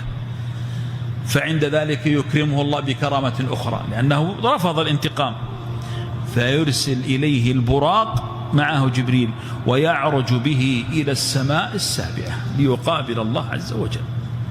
كيف جبر خاطر محمد صلى الله عليه وسلم، وينطلق في السماوات السبع ويصلي بالأنبياء كلهم، ويحمل راية الأفضلية على البشر، ويقف في موقف لا يقف إليه أحد غيره عندما وصل إلى سدرة المنتهى وتفرض عليه الصلاة وهو هناك. أيضا يجبر خاطره في أمته يوم القيامة، فيكون هو صاحب الشفاعة العظمى. هكذا، هذا معنى جبر الخواطر. إذن الله يجبر خاطر كل كثير أيا كان، فاحذر أن ينكسر أحد بسببك، واجتهد أن تكون مسعدا للناس. وهذا هو أثر الجبار على نفسك، يعني ابحث عن سعادة الناس. ما هو أحب الأعمال إلى الله؟ سرور تدخله إلى مسلم، أو تكشف عنه كربة، أو تقضي عنه دينا. ولئن أمشي في حاجة أخي حتى أثبتها له خير لي من أن أعتكف في هذا المسجد شهرا. هذا كله جبران، كله جبر خواطر. بل إنك إذا اهتميت بالضعيف والفقير فأبشر والله بالرزق، يجبر خاطرك الله بالرزق. وهذا فيه رسالة إلى كل أب لديه ابن مريض أو أم لديها ابن مريض، رسالة لها وله: إن صبركم على هذا المريض وتحملكم يجبر الله به خواطركم. بهذا الحديث يقول عليه الصلاة والسلام: أبغوني الضعفاء فإنما تنصرون وترزقون بضعفائكم. يا سلام، الرزق من الله والنصر من الله. بماذا؟ بجبرك لخاطر هذا المسكين. بل إن الله عز وجل يكافئك حتى إذا مسحت على رأس اليتيم. لماذا؟ لأنه منكسر، وربي عند المنكسر قلوبهم دائما. تمسح على رأس اليتيم لك بكل شعرة حسنة، وتأتي تنافس النبي صلى الله عليه وسلم في دخول الجنة: أنا وكافر اليتيم كهاتين في الجنة. إذن اجتهد أن تكون مسعد للناس، جابر لخواطر الناس. رأيت إنسان مظلوم حاول أن تنصره، رأيت إنسان منكسر حاول أن تسانده، رأيت إنسان عنده مشكلة حاول أن تقف معه، حتى لو ما قدرت تسوي شيء، مجرد المشاعر والإحساس هذا يجعل الإنسان سعيد. وربي يحب الذين يسعدون الناس ويحب الذين يفرجون عن الناس، ولذلك يعدهم بوعود عظيمة: من فرج عن مؤمن كربة من كرب الدنيا فرج الله عنه كربة من كرب يوم القيامة. هذا هو الجبار، نطبقه على أنفسنا، فلا نتجبر على خلق الله. لماذا؟ لأن الله موجود، يرى ويسمع ويكتب ويسجل، وسينتقم من كل إنسان تجبرنا عليه. وفي نفس الوقت نجتهد أن نكون مسعدين للبشر، نجتهد في إسعادهم، إدخال السرور إلى أنفسهم، وهكذا نكون حققنا هذه الصفة الجميلة في أنفسنا. أيها الإخوة الكرام، إن الله عز وجل عفو يحب العفو، وحليم يحب الحلم، وكريم يحب الكرم، وجواد يحب العطاء. فجودوا من أنفسكم بالأخلاق. يا إخوة، قد لا نبلغ درجات الصائمين، ولا درجات القائمين، ولا درجات المنفقين. قد لا نستطيع أن نقوم الليل كله، ولا نصوم الاثنين والخميس من كل أسبوع، وقد لا نستطيع أن ننفق الزكوات والصدقات لأن ما عندنا أموال، وقد لا نستطيع أن نكثر من ختم القرآن حتى نحفظه، قد لا نستطيع، لكننا نستطيع أن نحسن أخلاقنا فنكون مسعدين للناس، بشوشين مع الناس، خادمين للناس، نسعى في سعادة الناس. هذا هو اللي اسمه حسن الخلق، الذي قال عنه النبي عليه الصلاة والسلام: إن الرجل لا يبلغ بحسن الخلق درجة الصائم القائم. ولذلك أقرب الناس منزلا من النبي عليه الصلاة والسلام من هم؟ قال إيش؟ أحاسنكم أخلاقا. أبغى أعطيك وصايا سريعة. أولا، اعلم أن الحياة قصيرة ولا تستحق أنك تضيعها في مشاكل مع الناس، وفي هموم ومحاكم وقضايا وإصلاح، والناس تبدأ تدخل بيتك من أجل أن ترضيك. أخي، الحياة والله أقصر من هذا الأمر، والله الحياة أقصر. حياتك هذه كلها ليست إلا كقطرة ماء في بحر بالنسبة للآخرة. استثمرها في بناء الآخرة. لا تكن من الناس اللي كل يوم هو في محكمة، أو كل يوم هو في خصومة مع الناس، أو كل يوم هو في جلسات صلح. يا أخي، ليش ترهق نفسك؟ ما خلقت أنت لهذا. لا تكن مطية للشيطان. لماذا حذر الرسول صلى الله عليه وسلم من الغضب؟ لأن أهل الغضب هم أسهل من يسيطر عليهم إبليس. يحسدون وينتقمون ويكذبون ويبهتون ويأكلون أموال الناس بالباطل، كل ذلك انتقام. ولذلك انتبه لنفسك، فالحياة والله أقصر من ذلك. عود نفسك على سياسة ذكية اسمها الانسحاب. يعني تحول. مثلا الرسول صلى الله عليه وسلم لما رأى رجل وقد احمرت وجنتيه من الغضب قال: إني أعلم كلمة لو قالها لانتهى ما فيه، وهي ماذا؟ أن يتعوذ من الشيطان. تعوذ من الشيطان. كنت واقف اجلس، إن كنت مثلا في مجلس اطلع من انسحب. الانسحاب هذا سياسة ذكية جدا، لأنك في لحظة الغضب ما تستطيع أن تحل أي مشكلة. يعني أعطيك مثال، هات مثلا الآن فواح الماء وهو يفوح الماء، انظر إلى الماء، هل تستطيع أن تنظر إلى صورتك والماء يثور؟ مستحيل، لكن لو ركد الماء سوف ترى وجهك فيه. فكذلك حياتك في وقت الغضب ما تستطيع أن تميز ما هي المشكلة، سيكون هناك ردود أفعال، قد تخرج كلمة تهدم كل ما بنيته في سنين. انسحب، ثم إذا هدوت ارجع مرة ثانية وحل المشكلة بهدوء. الغضب يا أحبابي هو أعظم سلاح نختبر فيه شجاعتك. الرسول صلى الله عليه وسلم ماذا يقول؟ يقول ليس الشديد بالسرعة بل الشديد الذي يمسك نفسه عند الغضب. ولذلك إذا أردت أن تختبر شجاعتك وقوة شخصيتك اختبرها في الغضب. وإذا أردت أن تعرف ما في جوف إنسان أغضبه فقط، مجرد ما تغضبه كل إناء بما به ينضح سيخرج لك ما في جوفه. ولذلك ما أجمل أن تكون ذكي حازم على نفسك. عند الغضب اكسر أي شيء إلا كرامة الإنسان لا تكسرها. لا تهين إنسان ثم بعد ذلك تقول يا أخي أنا هذه طبيعتي، أنا إنسان عصبي. لا، سلامتك، أخلاقك نريدها لنا وطباعك لك، لكن تعاملاتك معنا يجب أن تحترم فيها الآخرين. جاء رجل إلى أبي وقال يا أبي أنا أشتكي من كثرة ما أؤذي الناس، دائما أسب هذا وأشتم هذا وأجرح هذا وأضرب هذا وأؤذي هذا.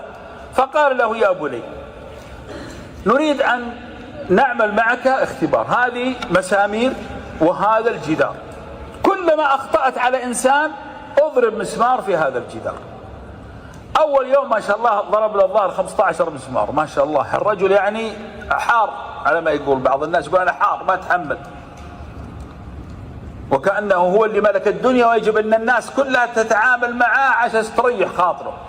ما أدرى أنه لا قيمة له في أعين الناس عندما يكون إنسان مؤذي. المهم هذا الولد أول يوم 15 مسمار، ثاني يوم بدأت تقل 10، ثالث يوم، رابع يوم، بعد شهر تقريبا أصبح الرجل فعلا يعني ما عاد صار يضرب مسامير لأنه ما عاد صار يخطئ على أحد، خلاص عرف أن فيه ميزان لتحكمه في الأعصاب. فجاء إلى أبي وقال يا أبتي أبشرك الآن لأيام لم أضرب ولا مسمار في هذا الجدار، معناه أني استطعت أن أتحكم في مشاعري. قال له الأب إذن الآن أريدك يا ابني أن تقلع هذه المسامير كلها. فذهب واقتلعها. فقال ماذا ترى؟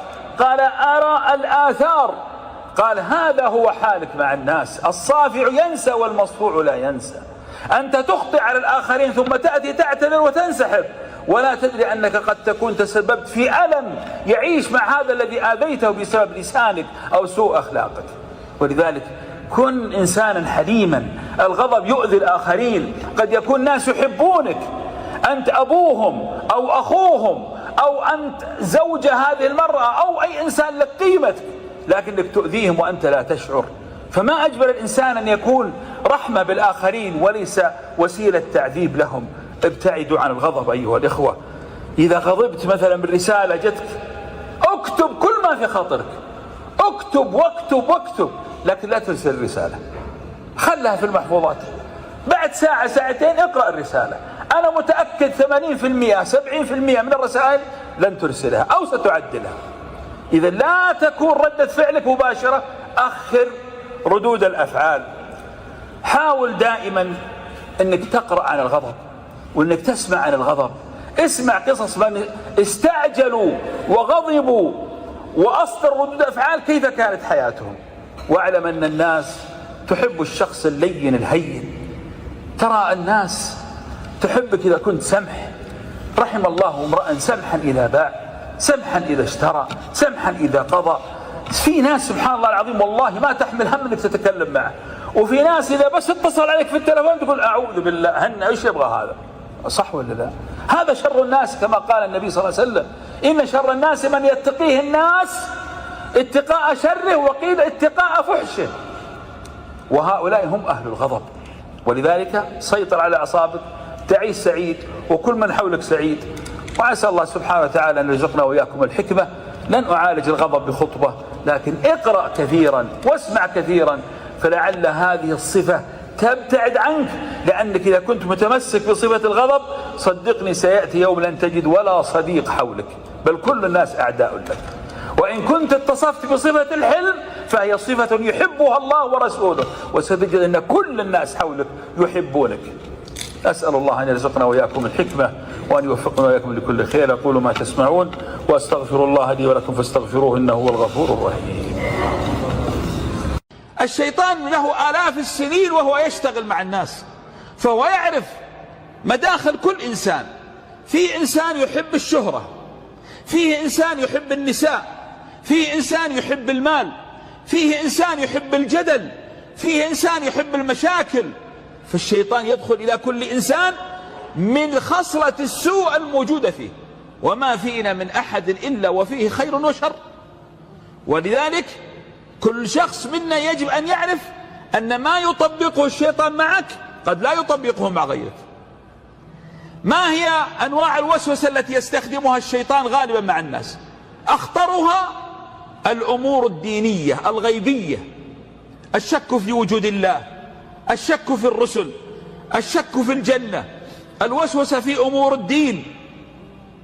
هذا من أعظم وأخطر ما يركز عليه الشيطان. قال النبي صلى الله عليه وسلم: لا يزال الشيطان لا يزال بالإنسان من خلق الأرض، من خلق السماء، من خلق الملائكة. كل هذا نقول خلقهم الله الله الله. طب من خلق الله؟ يصل الإنسان إلى درجة أنه يشك في وجود الله عز وجل. وهنا نقول انتبه، انتبه أن تنجرف وتصل إلى هذا الحد. هذا الأمر حدث لصحابة الرسول صلى الله عليه وسلم، ليس بجديد. فلما شكوا إلى النبي صلى الله عليه وسلم حالهم قال: أوجدتم ذلك؟ يعني وجدتم هذا المدافعة والهم في أنفسكم؟ هذا صريح الإيمان، معناه أنكم على خير. إذن يا أخي الكريم، في أمور الغيبيات والأمور الله عز وجل لن تستطيع أن تصل إلى حل، ولذلك سلم واقبل. طيب، هنا نسأل: ألا يحق لنا أن نسأل؟ ألا يحق لنا أن نعرف أمور ديننا؟ اسأل وتعلم واعلم أن هذا الدين ليس فيه أي تناقض. لكن المشكلة أنك أنت قد لا يكون لديك الفهم الذي يمكنك من معرفة الأمور. أعطيكم مثال. قبل فترة بسيطة ظهر شاب في وسائل التواصل الاجتماعي يقدح في هذا الدين وفي العلماء، ويقول: أنتم لا تسمحون لأحد بأن يسأل، وتقولون سلم ولا تسأل، والشك هو المطلوب. والدليل على ذلك يقول هو أن إبراهيم شك في قدرة الله عز وجل، إبراهيم الخليل صلى الله عليه وسلم. كيف؟ قال: عندما سأل ربه فقال: أرني كيف تحيي الموتى. أليس هذا شك؟ إذن الشك مطلوب. هذا كلام من؟ كلام هذا المفهوم العاقل عند هذا الإنسان البسيط. هذا المشكلة. مثل هذا لو سأل العلماء وأهل التفسير لانحلت مشكلته، لكن لأن مثل هؤلاء يجلسون مع أمثالهم، مع العقلانيين، مع الذين يريدون أن يقدحون في الدين، لا يفهم. اسمع يا مؤمن، كل شيء له جواب. الله عز وجل ماذا قال إبراهيم؟ ماذا قال لله؟ هل قال: يا ربي هل تحيي الموتى؟ فشك في قدرة الله، أم قال: أرني كيف تحيي الموتى؟ هو مؤمن أن الله يستطيع أن يحيي الموتى، لكن يريد أن يرى كيف الإحياء فقط. فأين الشك في الله عز وجل؟ ما في شيء في الدين إلا وله جواب. اسأل وتعلم، لكن بعقل أو بقلب الذي يريد العلم، لا الذي يريد الجدل، لأنك لن تصل إلى حل. روحك التي في جسدك أنت ما تفهمها. أنت تجلس في البيت حولك إنسان نائم، أنت جالس تقرأ مثلا وهو قد يكون يتعذب في حلم أو كابوس، وأنت لا تسمع شيء ولا ترى شيء، ثم تجده يتقلب، تصحيه من نومه فيقول له: هذا أين كنت؟ من الذي كان يعذب في المنام؟ روحه. ما هي الروح؟ أنت لا تستطيع أن تعرف روحك التي في قلبك، فكيف ستتعرف على ذات الله عز وجل؟ ولذلك أهل العلم خذوا القاعدة هذه، كانوا يقولون: فكر في خلق الله ولا تفكر في ذات الله، لأنه لا تدركه الأبصار جل جلاله. فإذا العقيدة لما يأتيك الشيطان استعذ بالله وقل لا إله إلا الله اسأل تفقه، لكن ليس بأسلوب الشخص الذي يريد أن يجادل، بل الذي يبحث عن الحقائق والحلول.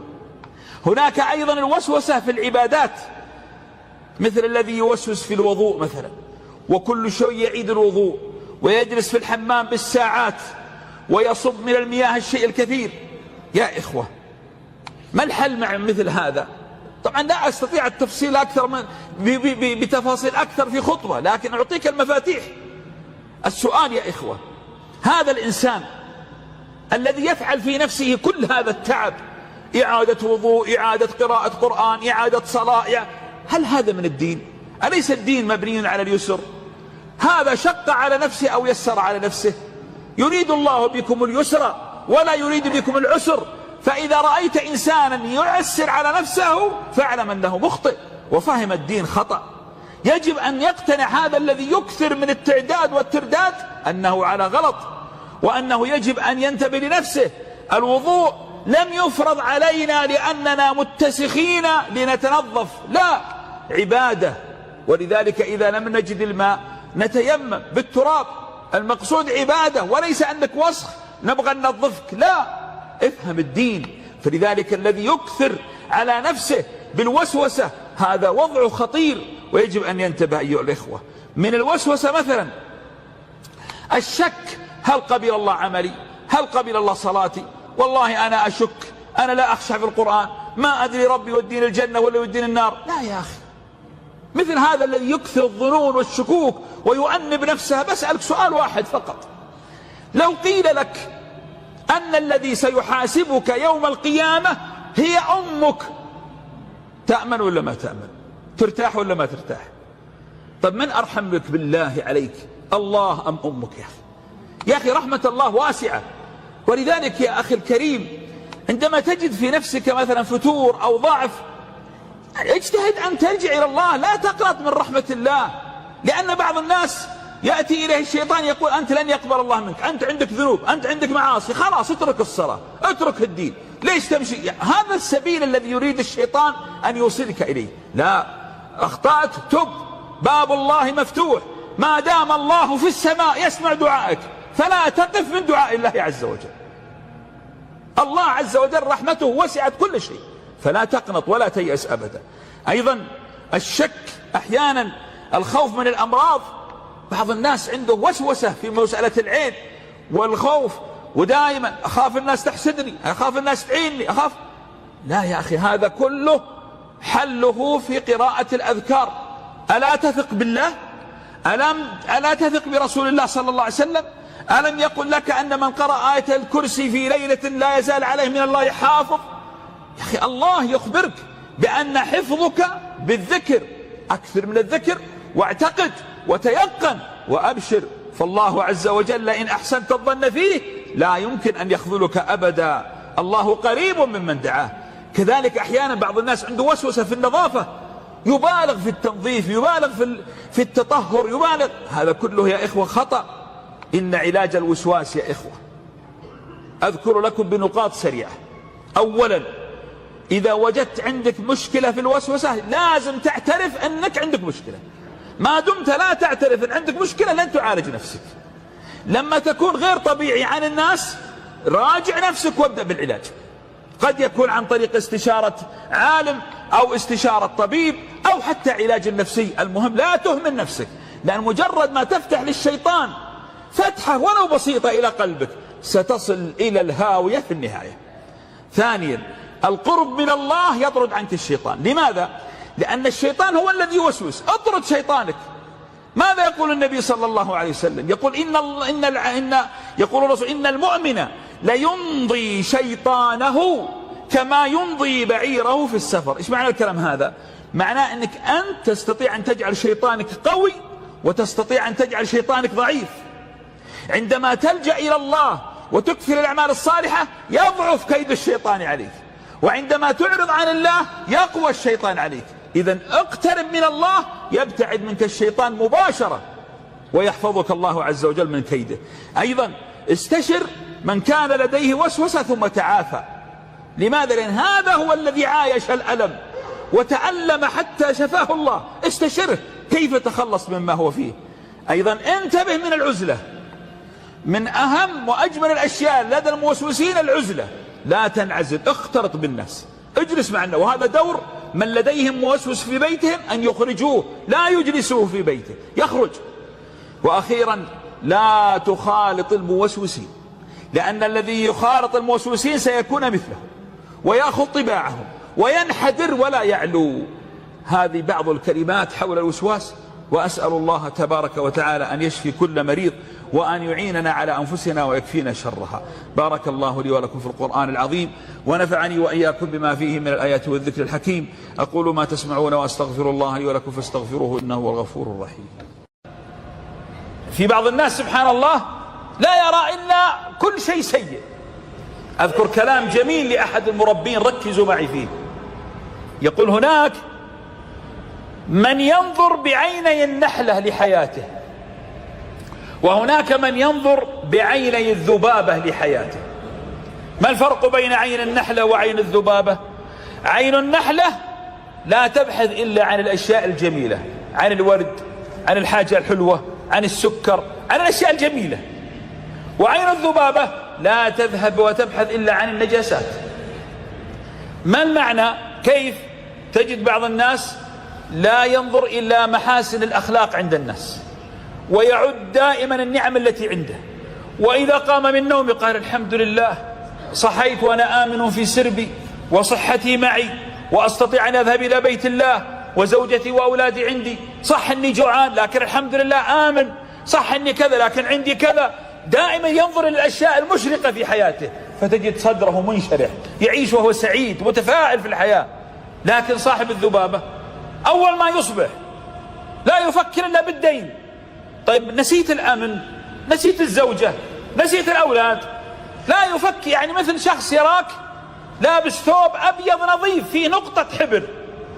صاحب الذي ينظر بالعين النحلة يقول ما أجمل ثوبك، لكن صاحب عين الذبابة يقول ما هذه النقطة التي عليك، ترك البياض كله وأتى إلى السواد.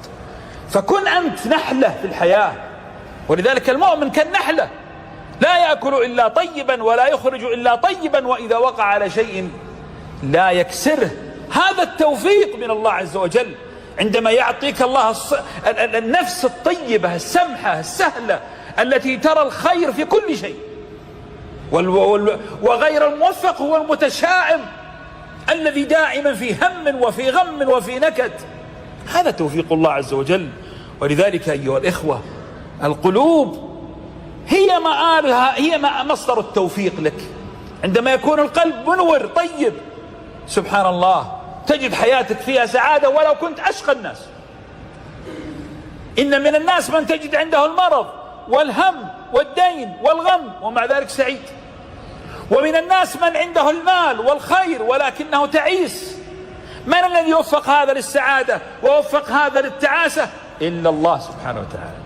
فالتوفيق يا إخوة نعمة، أسأل الله أن تكون في قلوبنا. بارك الله لي ولكم في القرآن العظيم، ونفعني وإياكم بما فيه من الآيات والذكر. الحمد لله وحده، والصلاة والسلام على من لا نبي بعده. أيها الإخوة الكرام، وكما قلت قبل قليل، التوفيق وقمة التوفيق أن يوفقك الله لحسن عبادة الله. كل ما ترى والله سيفنى وستذهب لوحدك في قبرك، ولن تنفعك إلا طاعة الله عز وجل. ولذلك يا إخوة اطلبوا الله الهداية، لأن الله عز وجل إذا أهداك أحبك. يا جماعة، يا قوم، يا ناس، يا أحباب، إن من الناس من يحرم الطاعة. لماذا؟ لأن الله ما أعانه. ماذا يقول الله عز وجل؟ اسمع لهذه الآية. يقول سبحانه: أفرأيت من اتخذ إلهه هواه. يعني الآن هو لا يطيع الله بس يبحث عن الشهوات. في المال أهم شيء يكسب، حلال حرام ما في مشكلة. وقته ليله أهم شيء ينبسط، حلال حرام ما في مشكلة. يعني هواه هو المسيطر عليه. علاقاته مع الناس يحكمها هواه. أي شيء يعمله في الدنيا لا يفكر إلا في الدنيا، ينسى الله. إذن هذا إلهه هو هواه وليس الله. هو لم يسجد لغير الله، لكن هوى قلبه متبع هوى النفس. ماذا قال الله فيه؟ قال أفرأيت من اتخذ إلهه هواه وأضله الله على علم وختم على سمعه وقلبه وجعل على بصره غشاوة فمن يهديه من بعد الله؟ من يهديه من بعد الله؟ هذا لا يمكن أن تأتي الهداية إلا للقلب الذي يوفقه الله. ولذلك اسمع لهذا المثل الذي يضربه الرسول صلى الله عليه وسلم للتوفيق للهداية من عدمها. يقول إن العبد إذا أذنب فلم يوفق للتوبة فإنه ينكت في قلبه نقطة سوداء، فإذا أذنب مرة ثانية نقطة ثانية ونقطة ثالثة، فالله عز وجل يعطيك الصلوات فلا تمسح لأنك ما تصلي، يعطيك الله رمضان فلا تصوم فلا تمسح ذنوبك، يعطيك الله فرص فلا توفق لفعلها، فيستمر هذا القلب أسود أسود حتى يكون كالكوز مجخيا. يعني شفت الإبريق هو الكوز الذي يتوضأ منه، مجخيا مقلوبا. إذا كان الإبريق مقلوب لو أتينا بواية ماء هل يمتلئ؟ ما يمتلئ، مقلوب. فكذلك القلب الذي ختم الله عليه لا يعرف معروفا ولا ينكر منكرا، ولذلك تجد عمره 60 سنة يسمع في كل شهر 4 خطب ويسمع في كل أسبوع كلمة، يعني في السنة ما يزيد على 50 خطبة 60 خطبة و100 كلمة، ولا تحرك شيء في قلبه، ما في، على ما هو عليه. نسأل الله أن يكفينا شر هذا الختم. والله يا إخوة مصيبة أن يحضر الإنسان فيسمع الخطبة خلف الخطبة خلف الخطبة وهو على ما هو عليه من الربا ومن القطيعة ومن الحرام. لا يا أخي، انتبه لنفسك. إذا لم ترى من نفسك إقبالا على الخير فانتبه لنفسك، ستموت وتأتي بما قدمت، ويقول لك الله ذلك بما قدمت يداك، وأن الله ليس بظلام للعبيد. فإن رأيت نفسك موفق للخير فاحمد الله واسأل الله الزيادة والثبات، وإن رأيت نفسك معرض وصاد فانتبه لنفسك، لأن الله، ودائما أنا أكرر لكم هذا الحديث وأتمنى أن تحفظونه، يقول وما يزال عبدي يتقرب إلي بالنوافل حتى أحبه، فإن أحببته كنت سمعه الذي يسمع به وبصره الذي يبصر به ويده التي يبطش بها ورجله التي يمشي بها. هل أنت كذلك؟ هل أنت تكره الذنب وتحب الطاعة؟ احمد الله. أنت من كذلك انتبه لنفسك واسأل الله التوفيق، فالتوفيق كما قلنا وما توفيقي إلا بالله، فاطلب من الله التوفيق. طيب كيف نحصل على التوفيق؟ بالقرب من الله، اكثر من ذكر الله، اجعل في قلبك قناعة أني يمكن أموت بكرة، لابد أن أكون جاهز. اخجل من الله، عينك التي تنظر بها من الله، وأذنك من الله، ولسانك من الله، وعقلك من الله، وصحتك من الله، ومالك من الله، وأولادك من الله، وزوجتك من الله، كل شيء من الله، وأنت دائما تقول إنا لله وإنا إليه راجعون.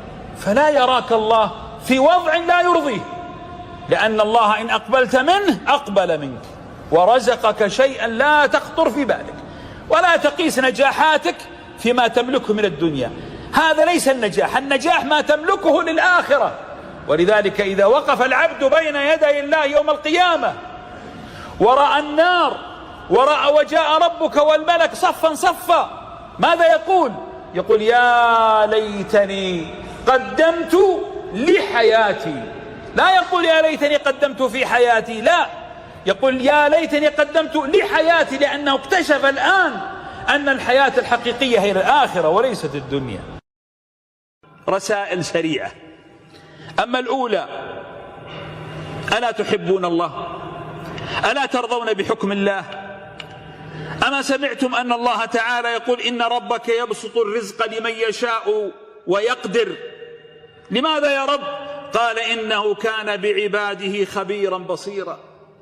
الله هو الذي يعلم الفقر خير لك أم الغنى، المرض خير لك أم الشفاء، المال خير لك أو الفقر. الله هو الذي يدبر أمرك. لماذا لا ترضى بقضاء الله وقدره؟ لماذا لا ترضى بحكمه؟ هل تظن أن السخط سوف يعيد لك ما فقدت؟ من رضي فله الرضا ومن سخط فله السخط. فارضى، ارضى، تعامل مع الكريم الرحيم الذي يسمعك حين تقوم وتقلبك في الساجدين، والله ما من دعوة أرسلتها إلا فتحت لها أبواب السماء، لكن لله حكمة في عدم الإجابة. وما من طلب طلبته من الله فلم يؤده لك إلا لله حكمة في ذلك. أما مر قول الله عز وجل عليك: كتب عليكم القتال وهو كره لكم، وعسى أن تكرهوا شيئا وهو خير لكم، وعسى أن تحبوا شيئا وهو شر لكم، والله يعلم وأنتم لا تعلمون. لا بد أن تعلم أن الله تعالى يعاملك برحمته، يعاملك بحكمته، يعاملك بعدله، فارضى ارضى واصبر، فإن الله تعالى يوفي كل صابر لأجر يوم القيامة. ارضى بالله. ألست كل يوم تقول رضيت بالله يا رب؟ إذن ارضى بحكمه. هذه الرسالة الأولى لقلبك الطيب. أما الرسالة الثانية فأنا أسألك سؤال: هل نحن خالدون في الدنيا؟ أنت روح وجسد، هذا الجسد خالد، الروح التي معك هي الخالدة، أما الجسد سيفنى، كلها سنوات وترحل. فلماذا يا أخي الكريم تغضبك هذه الدنيا فتتعلق بها فتبكي عليها حسرة؟ إن أتت أتت، وإن ذهبت فإنما عند الله خير وأبقى. أما علمت أن الله يقول: لقد خلقنا الإنسان في كبد؟ كم سيعيش جسدك هذا؟ اسمع ماذا يقول حبيبك صلى الله عليه وسلم عن تمثيله لحجم الدنيا. يقول: ما الدنيا في الآخرة إلا كأن يغمس أحدكم إصبعه في اليم. يعني دخل إصبعك في البحر، الذي تخرجه من البحر هذا هو الدنيا، والبحر هو الآخرة. إذن يا أخي اصبر اصبر. أما وعد الله الصابرين أجرا بغير حساب؟ بل يا أخي أذكرك بأجمل وعد من الله. أليس الله يقول للنفس المطمئنة، النفس الراضية، النفس التي أحبت ربها، النفس التي رضيت بأقدار ربها: يا أيتها النفس المطمئنة ارجعي إلى ربك راضية مرضية. ألا يكفيك هذا؟ اصبر 30 40 50 سنة فهناك رضا، راضية مرضية. شوف الكرم، راضية مثل إيش؟ أنت عليك دين مثلا 100,000، إذا أعطيتك 100,000 فأنت راضي، أليس كذلك؟ لكن إذا أعطيتك 100,000 ثم قلت لك وهذه 100,000 فوقها، ألا تسعد؟ هذه المرضية.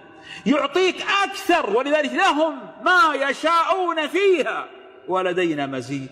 اصبر، ربك كريم رحيم، وعندما يبتليك فلحكمة. أحسب الناس أن يتركوا أن يقولوا آمنا وهم لا يفتنون؟ ولقد فتنا الذين من قبلهم فلا يعلمن الله الذين صدقوا ولا يعلمن الكاذبين. أما الثالثة فأعود للحديث الذي بدأته في خطبتي: غمسة واحدة يوم القيامة ستنسيك كل ما تعيشه من هموم. والله غمسة، يغمس المؤمن الراضي غمسة فيقال له: هذا مقعدك لأنك أطعت الله ورضيت بالله. فيا أخي الكريم اعلموا أن الله تعالى رحيم. ماذا يقول الله لي ولك؟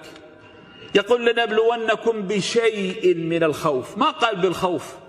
حياتك كلها ليست خوف، وحياتك كلها ليست مرض، وحياتك كلها ليست ديون. هي أيام تمر، ابتلاءات تمر، ثم بعد ذلك إن صبرت فلك الرضا. والله تعالى يربط على قلبك، فقط اربط علاقتك فيه وارضى به وانشغل. كن ذكي، انشغل بالله، انشغل في حوائج الناس، يفرج الله همك.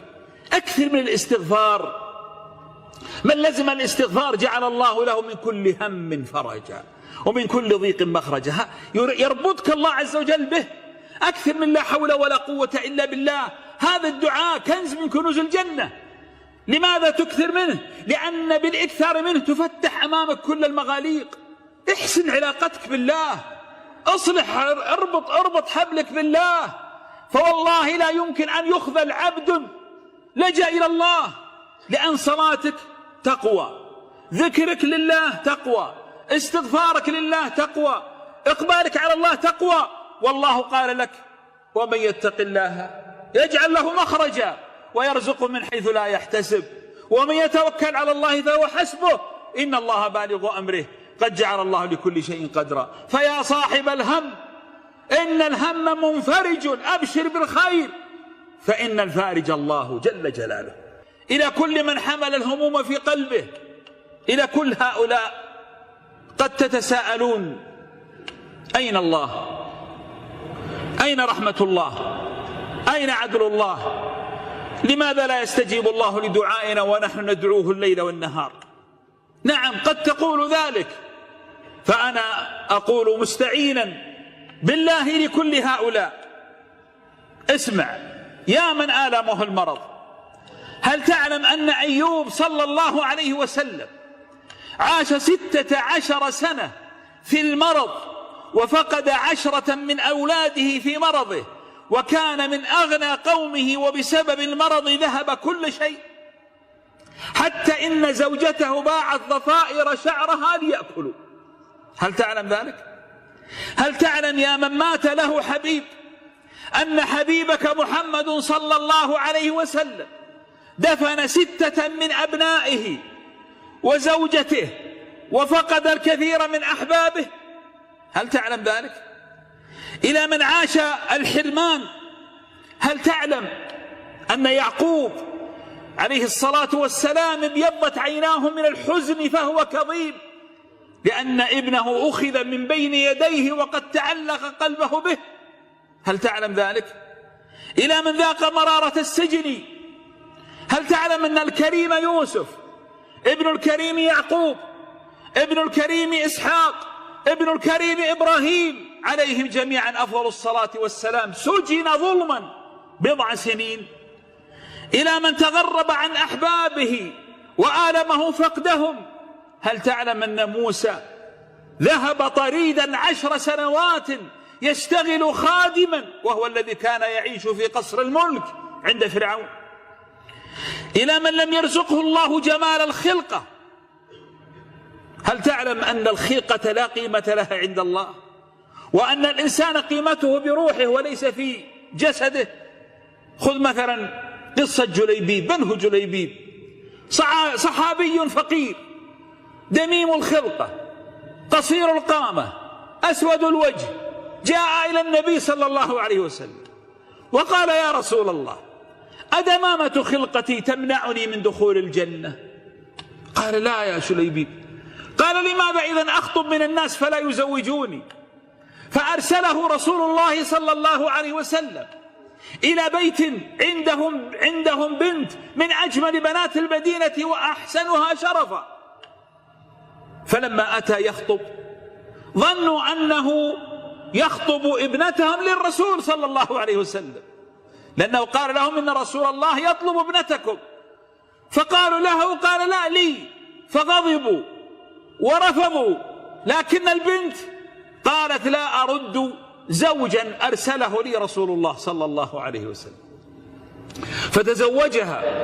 وفي أيام عرسه فرح بأنه وجد امرأة تقبل به، في أول أيامه ينادي منادي الجهاد، فيخرج ويقاتل فيموت فلا يعرفه الناس من كثرة جراحه، فيقوم حبيبكم صلى الله عليه وسلم يبحث عنه، لم يعرفوه أو لم يسألوا عنه أصلا، فقير من الفقراء من يعرف من يأبه له، فيبحث عنه حتى يجده وقد قتل 7، فيضمه إلى صدره ويقول: هذا مني وأنا منه، هذا مني وأنا منه.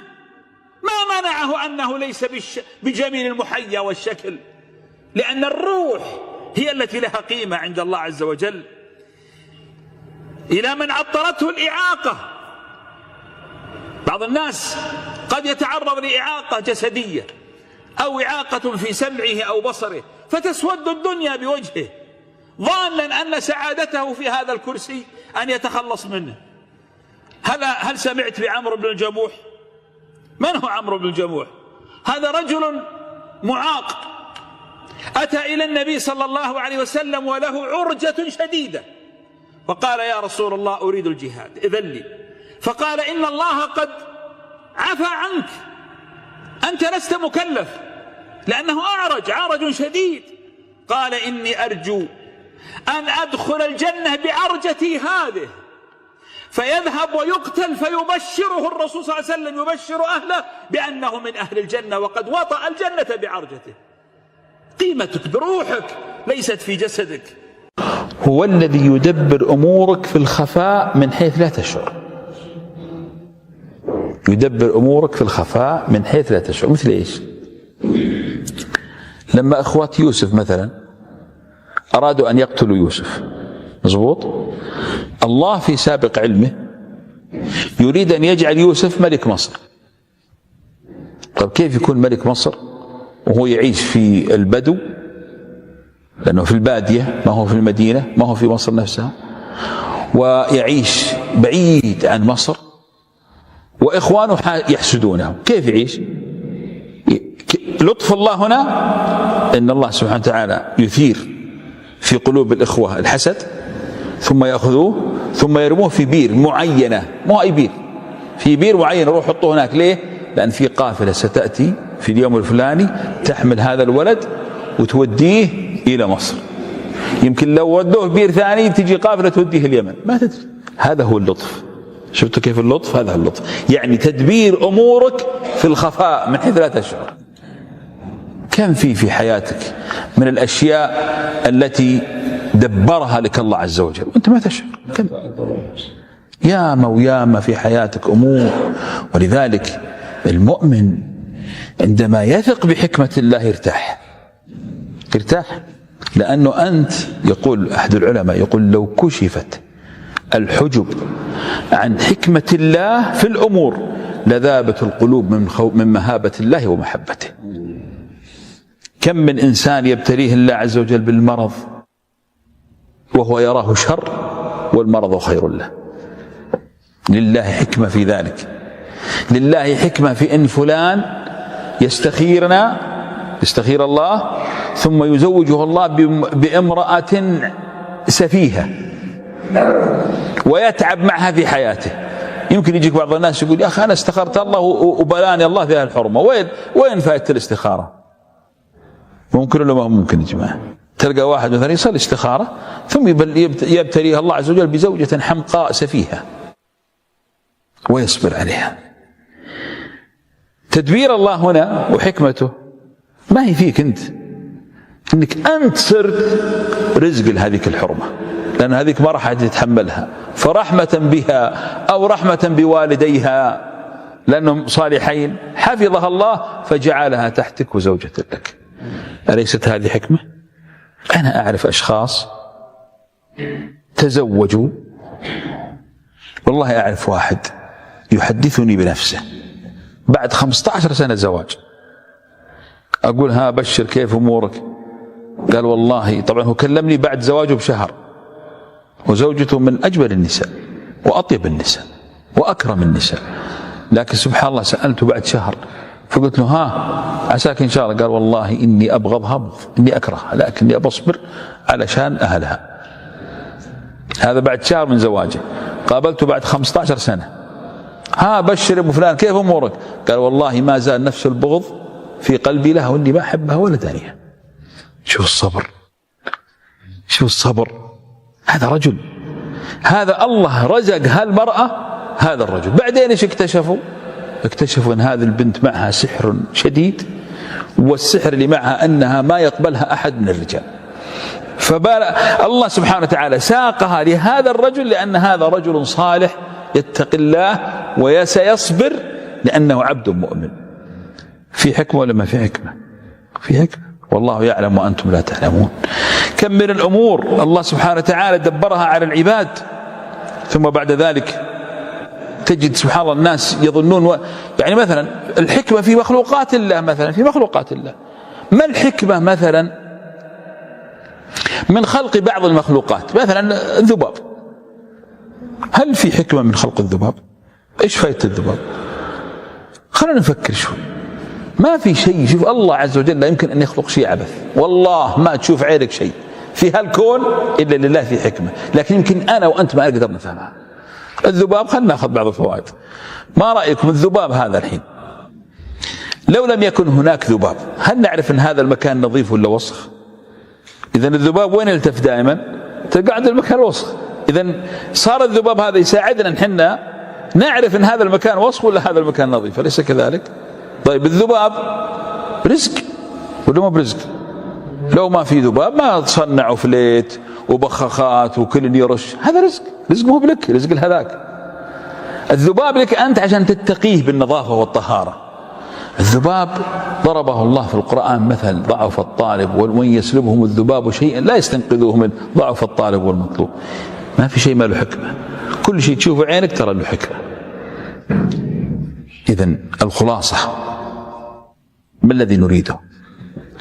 نريد أن تطمئن قلوبنا أن ما جاءنا من خير فهو من الله لحكمة يعلمها الله، وما جاءنا من شر فهو أيضا لحكمة يعلمها الله. إذا أنت آمنت أنه لا يمكن أن يحدث في هذا الكون شيء إلا بعلم الله وحكمته ترتاح نفسك وينشأ عندك شيء اسمه الرضا.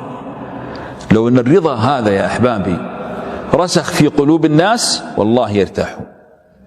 ولذلك سبحان الله شوف الحديث: ومن كانت الآخرة همه جعل الله غناه في قلبه. يعني يجيه الرضا، يرضى.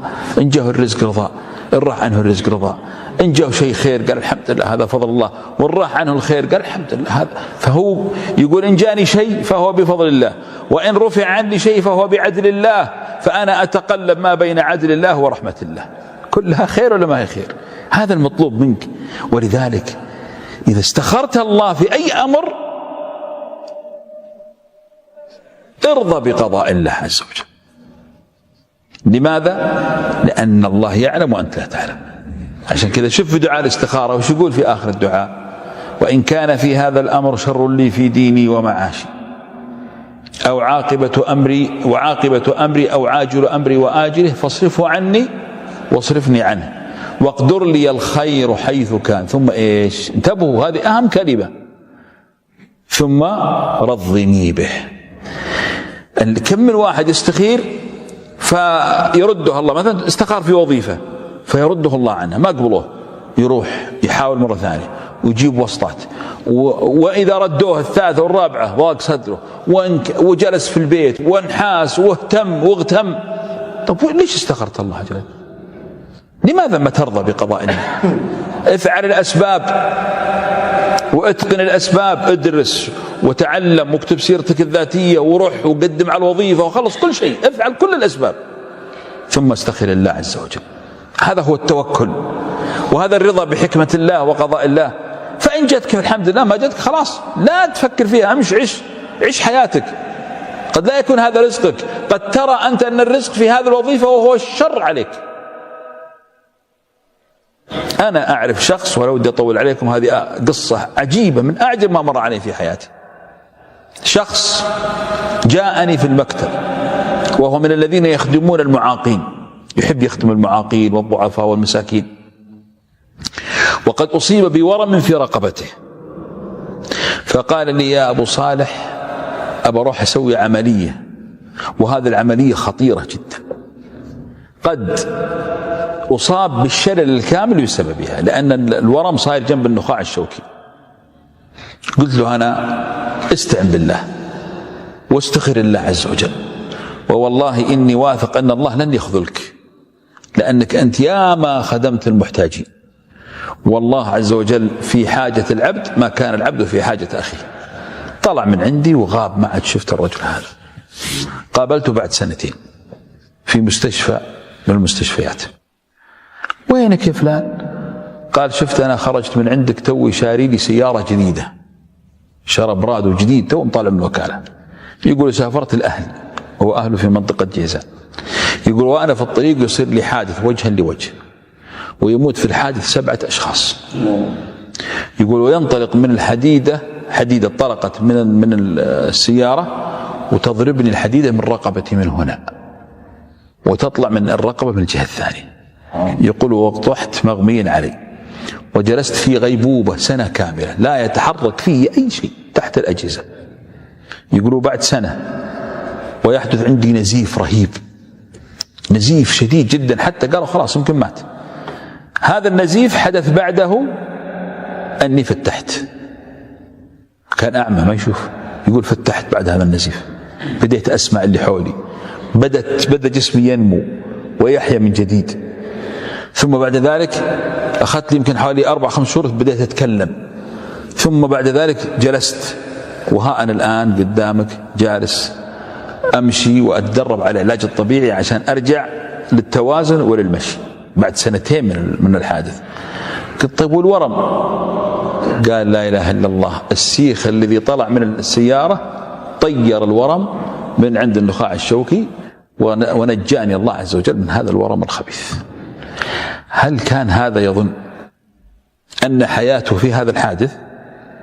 إذن هذه حكمة الله. الله أراد أنه يحدث له هذا الحادث لكي يضرب هذا العرق أو هذا الورم فينجيه الله عز وجل. بس يا أخي ثق بالله، ثق بحكمة الله. فلذلك إذا الله عز وجل أعطاك شيء أو منع عنك شيء، قل والله إن الله أعلم بما هو خير لي، والله لا يمكن أن يضع الله سبحانه وتعالى شيء لأنه يكرهك. الله يقول ما يفعل الله بعذابكم إن شكرتم وآمنتم. الثقة بالله والثقة بحكمة الله، هذا معناها الإيمان بأن الله عز وجل هو الحكيم. إذن كل شيء في هذا الكون يكون بحكمة الله عز وجل من خير أو شر. وأحيانا الله عز وجل يبتليك بالشر لحكمة يعلمها. يمكن الفقر خير لك من الغنى، ويمكن المرض خير لك من الصحة، فالله يعلم وأنتم لا تعلمون. أسأل الله تعالى أن يرزقنا وإياكم التوفيق والسداد، وأن يجعلنا مباركين أينما كنا. صلى الله وسلم على نبينا محمد. كل شيء له حكمة، ما في شيء في هذا الكون إلا له حكمة جل جلال الله. ولذلك اسمع الآية، يقول الله تعالى أهم يقسمون رحمة ربك، أهم يقسمون رحمة ربك نحن قسمنا بينهم معيشتهم في الحياة الدنيا ورفعنا بعضهم فوق بعض درجات. لماذا؟ قال ليتخذ بعضهم بعضا سخريا ورحمة ربك خير مما يجمعون. هذا هو، لا بد يكون في غني وفقير وملك ومملوك وعبد وحر وسيد وولي، لازم الطبقات لين هذا يخدم هذا وهذا. الدكتور لن يشتغل إذا ما في مرضى، إذا صار المرض حكمة ولا ما هو حكمة؟ واللي يدفن في المقابر يتمنى الناس تموت، لأنه مع كل واحد يموت يأخذ 50 ريال. وراعي السطحة يقول يا الله ترزقنا، وش ترزقه؟ كل صبح يقول الله يا رب انك ترزقنا، وش تبي يرزقه؟ يرزق حوادث. فهذه لازم، هذا الله عز وجل سخر الناس، وسخرك أن تستاجر من هذا وهذا يبني البيت وبعدين يروح يطلع الزكاة ويعطيها هذا. هذه حكمة الله في تدبير خلقه جل جلاله. ولذلك الأمور التي لا يتدخل فيها البشر تجدها محكمة. مثل إيش؟ مثل خلق السماوات، مثل اختلاف الليل والنهار، مثل الشمس والقمر. لا الشمس ينبغي لها أن تدرك القمر ولا الليل سابقا، ما تدخل فيها البشر. هذا من اللي يدبرها؟ الله جل جلاله. أما الأشياء اللي يتدخل فيها البشر تجد فيها الخلل. الآن المرض نفسه من الذي خلقه؟ خلقه الله عز وجل. لا يمكن أبد أحد أن يمرض إلا بعلم الله وإذن الله، ولله حكمة في المرض. لكن من اللي يسبب المرض لك؟ أنت. ليش جاك السكر؟ جاك السكر أنك أهملت في تناول السكريات، ضعف عندك البنكرياس، ما صلحت أمورك، تضاعف هذا الأمر. ليش هذا الإنسان مثلا جاء السكر؟ لأنه يفرط في الأكل ومثلا ومع الدهون وإلى آخره. لما يعني لما تجد إلى الأشياء اللي حين نتدخل فيها كبشر تجد فيها الخلل. لذا كم متزوج طلق، وكم من مولود جبته أنت وما قدرت تربيه، وكم أي شيء تتدخل فيه البشر لازم يكون في خلل. أما الذي يتولاه الله عز وجل فإنه لا يحدث فيه الخلل. لماذا؟ لأنه تدبير من حكيم خبير جل جلاله. الحكمة عند الله عز وجل ما هي مثلنا، احنا نكتسب الحكمة. كيف نكتسبها؟ يعني نتعلمها.